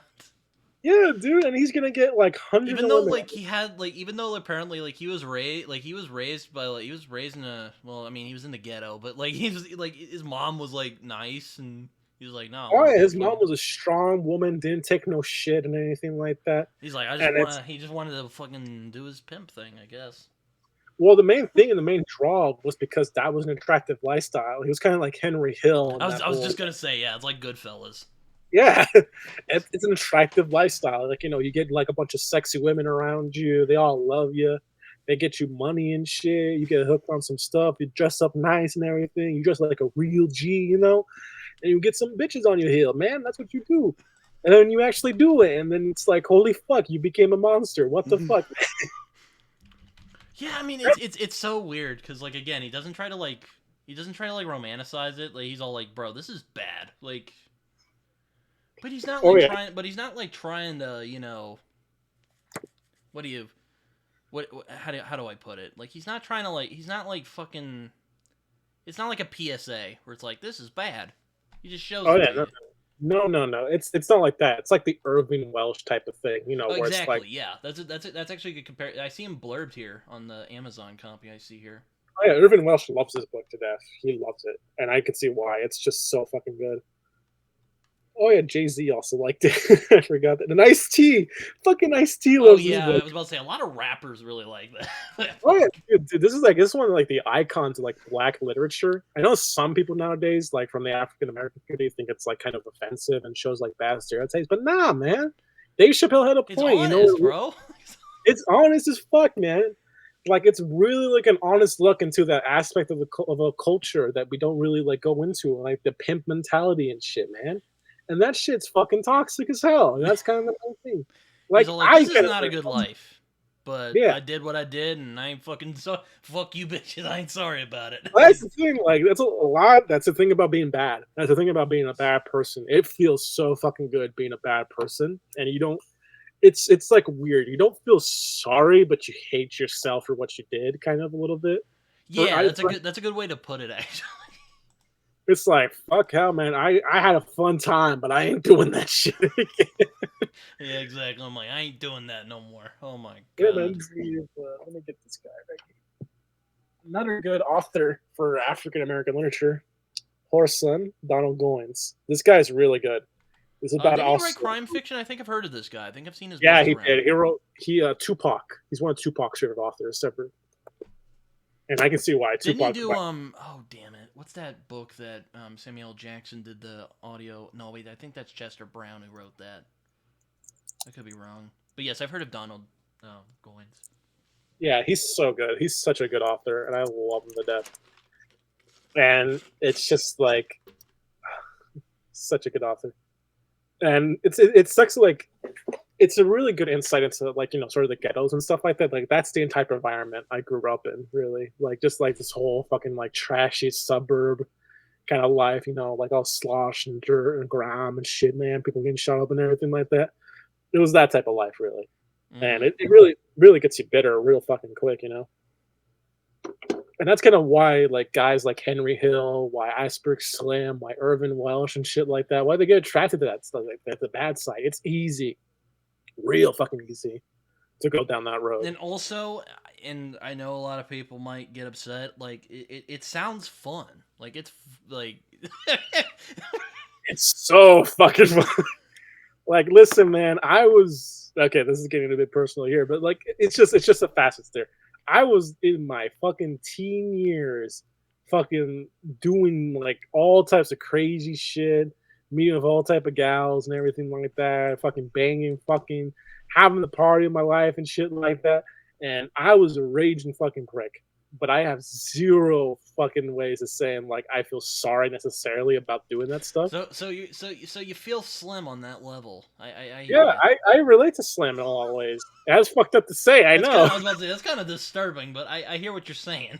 Like, listen, I hate myself a lot for acting that way. I don't like I didn't like it, but I'm gonna be damned if I say like I had any regrets for like some of the shit I fucking did. Like it's just like it's something you got to really start understanding and really analyzing and stuff like that. When you're a piece of shit, you don't care that you're a piece of shit. You just hate yourself so much for being a piece of shit. It's a weird thing. It's a weird mentality, but pieces of shit. So it's like Tony Soprano. He Yeah, hates himself for like being an asshole, but at the same time he's like, dude, Tony was banging like women that were like 30 years younger than he was banging strippers, having sex with fucking like hotties to the day, doing drugs, having women like fawn all over him and shit like that, having good money. Like that shit's attractive. Like that's the thing everyone talk about. Everyone forgets about like the bad ghetto ass lifestyle, the gangster shit, and all that type of stuff. That shit's attractive for a fucking reason, man. It's the glamour, it's the glitter, it's the girls, it's the women you're gonna get, man. What you gonna pull from that shit? And it's so fucking clean and it's so nice and shit. And the thing is, you're gonna fucking get down and you're gonna be dirty by the end of it. There is no such thing as a fucking sane, like psychotic gangster, all right? And that's the thing about Tony. Like, he hates himself. He doesn't like himself, but he's not really sorry for what he's doing. He's a fucking malignant, narcissist, manipulator piece of shit who was going to bang his nephew's girlfriend. Like, that tells you enough. And mainly, I don't blame him. Adriana was fucking hot, all right? That's the thing, all right? Like, it's the weakest part of a man that's shown there. And that's kind of why, that's the thing that you got to understand. These are weak men to the core. That's the thing. Drug addicts, fucking pimps, gangsters, all these guys like that, tough and shit, but they're all weak men. That's like the major thing. I was a weak man. so Iceberg Slim is a weak man. That motherfucker is cold as hell, cold as ice. But yeah, he was weak. You should like he had a good mama, and he fucking wasted his opportunities, man, for being a fucking piece of shit. I guess he came back with the writing thing. Yeah, more reflective and all that type of shit. But like, definitely, like. These are strong guys. He's being on girls. He's fucking manipulating them. He's using his words and shit like that. He ain't no fucking man. No, you're not a man when you do that type of shit. You're a real piece of shit. That's the thing you understand. Like that type of mentality is a weak motherfucking mindset to have, and that's kind of why a lot of these gangster types are like that. That's why they're all crazy and why they're all banging women when they have like hot wives when they get home and shit. Like they're so fucking insecure and they're so fucking manipulative and stuff like that. Like there's no respect you have for a mafioso. You have no respect for a lecholo. You have no respect from the wannabe gangsters who ling around every single corner. You know, those guys are pathetic, and I've seen those types, and a lot of them are. Like they can act all chunty and they can act all like like macho and all that type of shit, man. But they're not. They're fucking losers to the end of the core of it. Insecure, weak men to the core of it. That's a analysis there from AJP about why you shouldn't be a piece of shit. I do look forward to the Pimp video whenever you put out a video about Pimp. Oh yeah, I'm definitely gonna make a video on it. I'm gonna be talking about the Pimp game. I'm gonna be talking about my experiences being an asshole and acting like Iceberg Slim and stuff like that, being that cold, manipulative motherfucker. Because yeah, he was brutal, man. Like some of the shit he done. Like I think he almost like beat one of his. Oh yeah, remember that story where he pretended he killed a guy with one of his girls and stuff like that, just so he can get her to fuck more guys more often and be more dedicated. Yes, unfortunately, I do remember that. Oh my god! When I read that, I was like, "That is some stone cold fucking manipulation right there." My god, man. Yeah, that's some evil ass shit right there. That's evil. That's some evil shit right there. But like, you can't help but like him still. It's so weird. Yeah, that's why it's so freaky because you like him. Yeah, you're liking him. You're kind of rooting for him to get his act together. It's like, goddamn, yeah, that's right. It's like The Sopranos all over again. You're like, oh, come on, Tony, you can do better than this. But, I never rooted for Tony. I think the only time I ever like remotely was like on his side was maybe when he broke things off with like that Russian girl that he was having an affair with, and he was getting accused of sleeping with her and stuff like that, but he wasn't, and he'd been away from her for like 6 months. It's like, okay, like he's not on that side, but at the same time, props to Tony for fucking bagging that type of girl. But it's like that's another thing you notice as well. That's why I say if you want to get trashy women, you act like one of these guys, because those type of women tend to be kind of damaged. Like when you look at like Tony's like repertoire of mistresses, they're either cripples, they're mentally broken, they are sex trafficked, they are deranged, psychos, depressed, crazy, or they're like his mom. And it's like just his mom. like everyone else his mom. Olivia. Gloria was bad as fuck though. Oh my god. Dude, Gloria was that was Tony's like best fucking lay. I know, I'm like it's fucking crazy though. It's like listen, props to fucking like Tony for bagging a hot wife early on in life, but like I don't blame him sometimes for going around a bit, you know. Here's the thing. I'm against cheating. I have never cheated on any of my girlfriends. I can say fucking say that for sure. You pulled an Iceberg Slim on some of your girls, but you haven't cheated on them. Hey, listen, I made it clear this way no fucking relationship shit. That's what I fucking did. All right, I made it clear. All right, I got them jealous, but I didn't make anything committed. All right, that's my fucking standing line back then. Boy, this is really gonna make people hate me. You know, I'm curious when you'll go on like Ian's channel and talk about like Pimp. Oh god, I definitely try to turn Ian on to Pimp.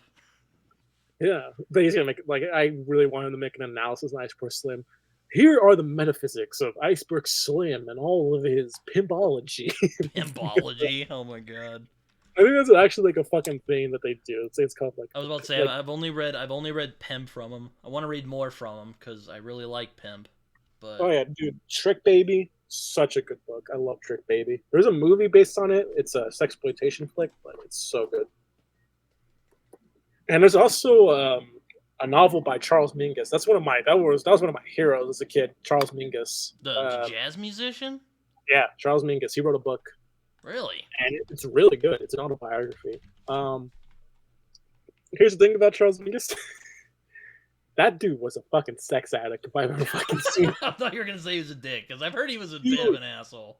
Dude, every single page from his childhood to his adult years is Tim talking about sex. Like, there's not a page in that book that he's not talking about sex. He has a whole fucking 3-page monologue talking about how to have sex. That's the type of book this is, and it's so fucking good. And that's the type of sex I was having. It's like a teenager and shit.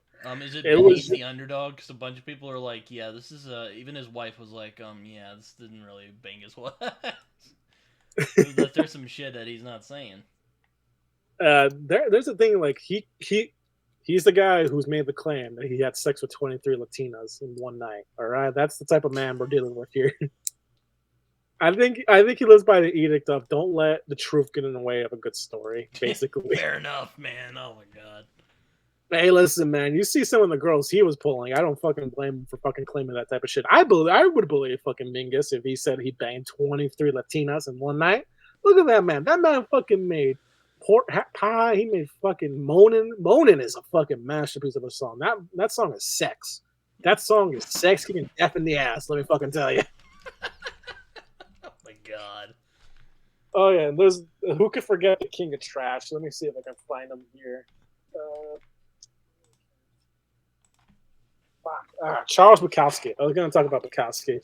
Oh yeah, yeah. I've read some Bukowski stories, and I watched Barfly, which I think is an underrated film. Dude, his book Women is so fucking misogynistic. I love it.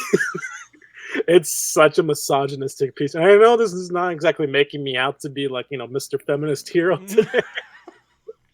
We're talking about Iceberg Slim and now fucking Charles Bukowski. So this is great. Yes. As a kid, I was very toxic. Okay, I'm not gonna pretend I wasn't, but I am a feminist now. Okay, I am one now, but I'm more of a Sylvia Plath, like sexual revolution type of feminist. I'm not like third wave too much, but that's kind of my thing. But yeah, Charles Bukowski is such a fucking like sex dog and sex hound. But like when you read his books, it's like he's like it's weird. He's disgusted with himself. Like he's bragging like, oh yeah, I'm 54 years old and I'm banging a 38-year-old right now. And I'm fucking dirty, gross old man. Let me fucking tell you. I'm just like the way he talks about himself. Like it's like you can tell he's repulsed, but he's loving like what he's writing right about fucking now. Like that man loves. There is a I have learned from my own experiences with self-destructive behaviors that sometimes it just feels good to fucking hurt yourself. Yeah. And that's the thrill of it. That's the thrill of like, lying, cheating, beating, fucking being an asshole and stuff like that. There's a gratification when you hate yourself so much to making shitty decisions and stuff like that. Of course, like it's not necessarily that you regret it, it's that you just hate yourself to such an extent that you hate everything you do. It's such a weird thing. Like, yeah, of course I'd fucking do that. Look at me, man. I'm a fucking piece of shit. What the fuck else would you expect? Like where would you start with his novels? Like Bukowski? Yeah. Definitely not pulp. Don't start with pulp. I I was thinking either Ham on Rye or like Post Office.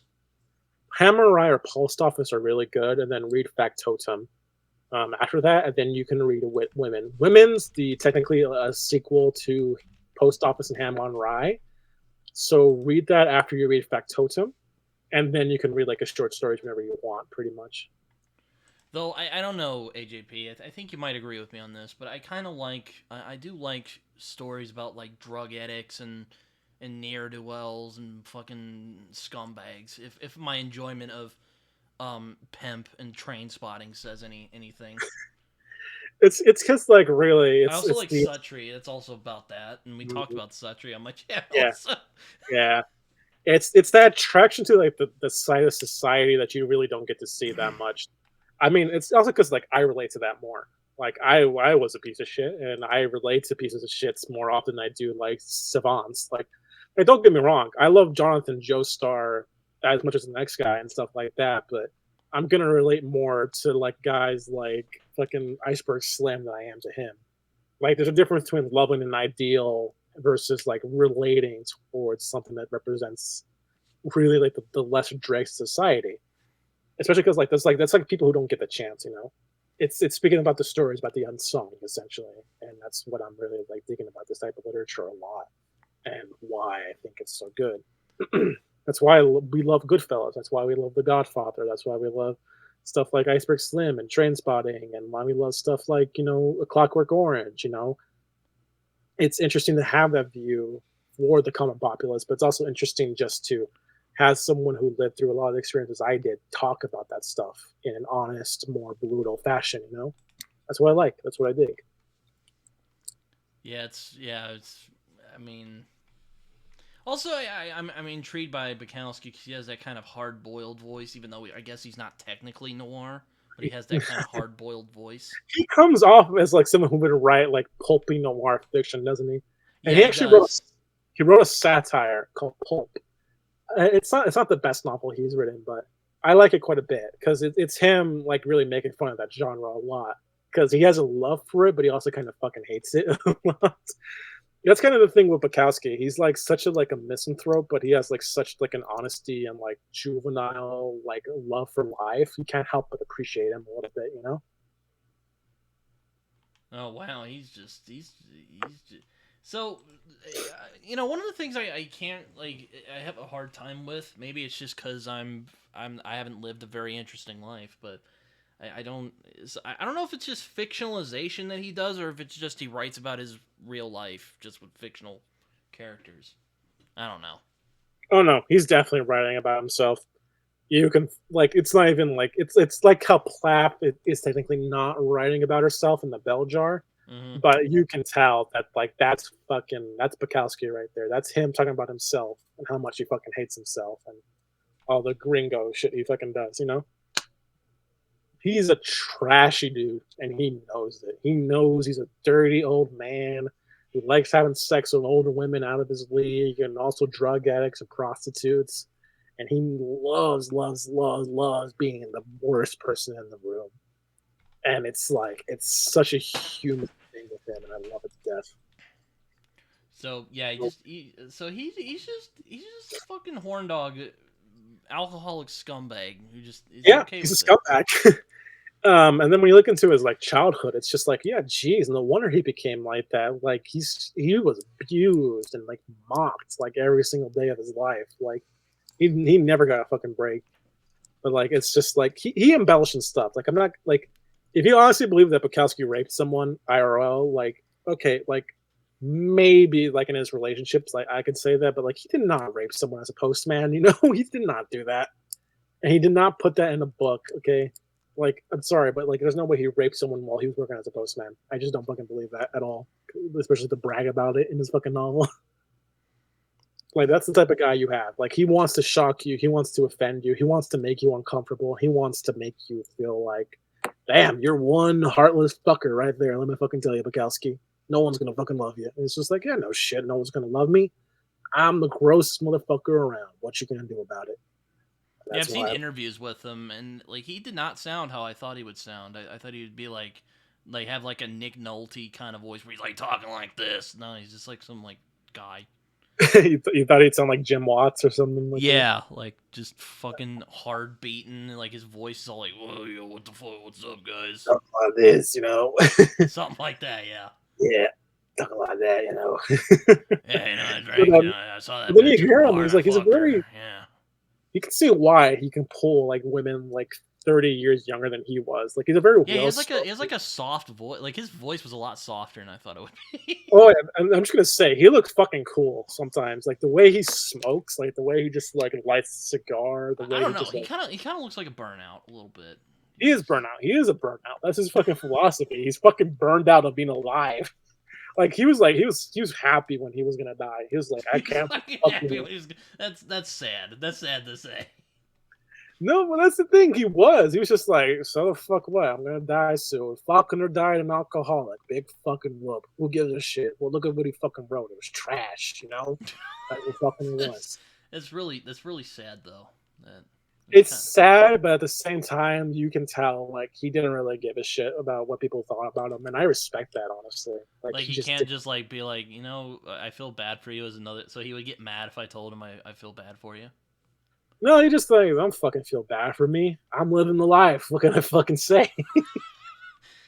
Like, He's dude, basically just like fuck them all. I'm okay with it. dude, he's so pessimistic. He goes right back around to being happy. Like that's the type of person he is. Like he's the hedonist. He's the ultimate hedonist you'll ever see. He's a drunkard. He's a drug addict. He's a sex addict. He's a disgusting, manipulative, abusive, misogynistic, misanthropic person, and he fucking knows it, and he owns it. And it's like women, people are gonna type in the comment section, AJP is like supporting and idolizing a fucking like awful human being. But like you can't act like that's like not something you want to be like, kind of like, that's what I mean. The attractiveness of being a bad person.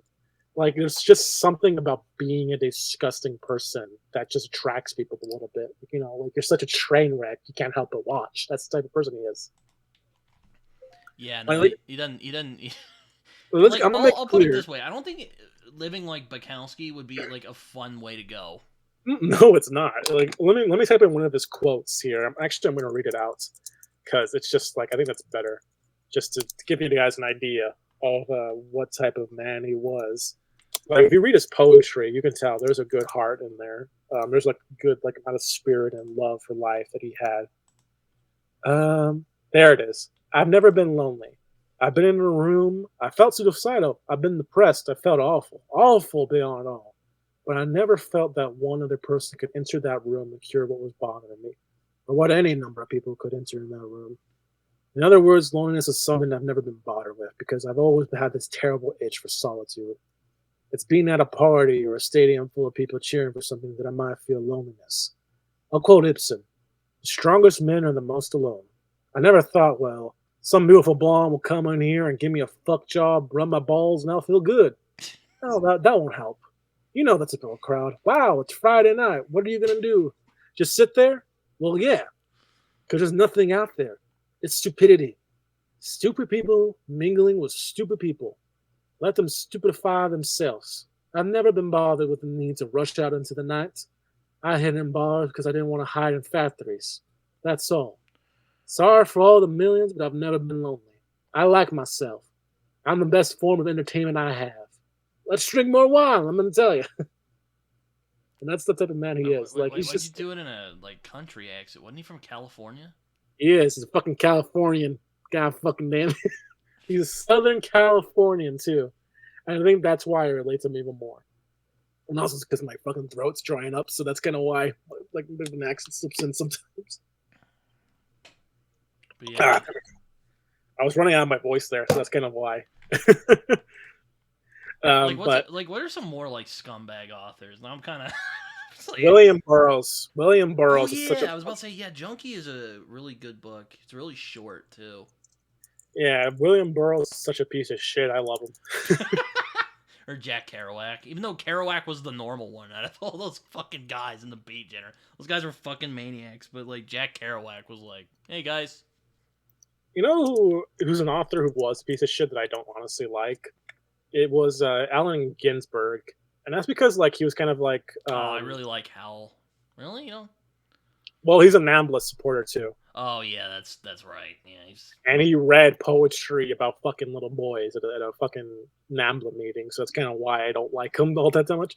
Like I fucking get it; it was because of free speech and all that type of shit. But like, it's just like fucking hell, man. Like. So you're Just... not a fan of Hal? Hal was a big. No, Hal's good. He's a good author. I really like his shit. I just don't fucking like the fact that he's fucking NAMBLA pro.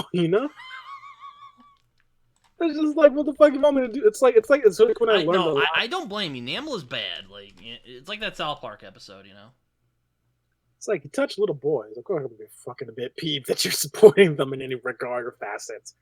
Like, listen, I'm a free speech for as much as the next guy, but free speech warrants the fact that I can say I want all pedos fucking dead. All right, that's just about what my nation is. Okay. Oh God. It's just like I love his poetry. I think he's a fantastic poet, and I think he's a good writer. But it's just like that's a shame. I'm trying to think of what is another scumbag author. Let me think. Let me really think. Hemingway was kind of an abusive asshole, from what I hear. Like I heard he was really like mentally and physically abusive at times. I've heard I do like Old Man in the Sea a lot. I love Old Man in the Sea, and I love Farewell to Arms, and I love all that type of stuff. Okay, It's like you said, a lot of authors are dysfunctional. Yeah, and Hemingway was a fucking hodgepodge of mental issues, honestly. Like that guy was. I have my dysfunctional month. Like I've been like last month has been fucking crazy, man. Let me tell you. And yeah, man, trust me, I get it. Like, I'm a whole fucking mess of mental dysfunction. I'm in love with a woman who lives in another state. You know, it's fucking. We're in a weird. It's that's life, man. That's the fucking life of an author right there. That's life right there. Medication and just trying to not off yourself. Let me fucking tell you. I'm not. I'm not. I'm doing my best not. I already went through the often myself thoughts. I haven't been this candid, so I haven't been this. I don't really like talking about that part of my life. Yeah, same here, brother. No one really does, but you know, there's beauty in that type of stuff. And for those curious, it's hydroxyzine I just took right there, so it's not like hard medication or anything like that. I'm not taking like Xanax. Well, what can I say? You really are built different. That's all I got. I mean, it's like the having filthy Frank on a Cormac McCarthy video, man. You really are. You are really I the fucking. I am something else. What can I say? I am just some other type of messed up in the head, and I'm chaos itself, essentially. That sounded like an edgelord saying right there. Let me tell you. But you know, I mean it. I mean in the essence of just like I like having fun. I like just screwing around. I don't like taking life too seriously. Like you know, my favorite philosopher, Emile Cioran. I just like living life in my own fashion. I like being free, and I like being alive in most cases. You know, sometimes I get all suicidal, make everyone worry and stuff like that, be a burden, you know, stuff like that. And I get that, but you know, it's the point to where I just don't take myself seriously anymore. I'm just tired and exhausted of being miserable all the time. So I'm just happy being awesome, best way that I can. You know, fucking boring stints in philosophy right there. Fair enough. Well, we've been Oh going my on for a while. I know it's been a really good talk. I hope Yeah. I didn't hold you up from anything. No, man. This is good. I've been enjoying this chat. But yeah, I might have to let you go soon. Though I need to get a drink. Throat drying out, dude. You But got I drank 2 water bottles during this session. I These are mean, big. Look at these things. yeah. I mean, when I drink stuff, I have to piss really bad. That shit goes through you like a. I'm telling you. Anyway, Yeah. Well, I'll let you go now, man. It's been but great talking to you, and AJP, this is a great chat. I always enjoy talking with you because, again, it's like last episode. It was a hell of a chat. I can say that. Everyone who's with me, they could say, well, that was certainly an experience, let me tell you. Well, if you have any social media, if you share it or whatever, if you have it, I know you're kind of a hermit at the moment. I have a YouTube channel. I have a Twitter. I have an Instagram. I have Discord. That's it, really. I'm rewriting my first book, Anarchy, because I wasn't really satisfied, and because I am a self-published author, I have the duty and obligation to rewrite stuff. So that's going to be fun. I am pretty much just going to, you know, get back into gear. I'm gonna be making more videos soon, and yeah, I'm happier. You know, hopefully I don't kill myself anytime soon, but I don't plan to. But um, I'm really happy to be back in the game, and I'm happy to be out of a bad relationship, and I'm just happy to be, you know, just living life again. That's good, man. All right, well, you take care. I hope everyone enjoyed this conversation because I know I did. And AJP, I hope we talk again soon. Sooner Yeah, rather than later. same here, brother. Hope to see all of you soon. You guys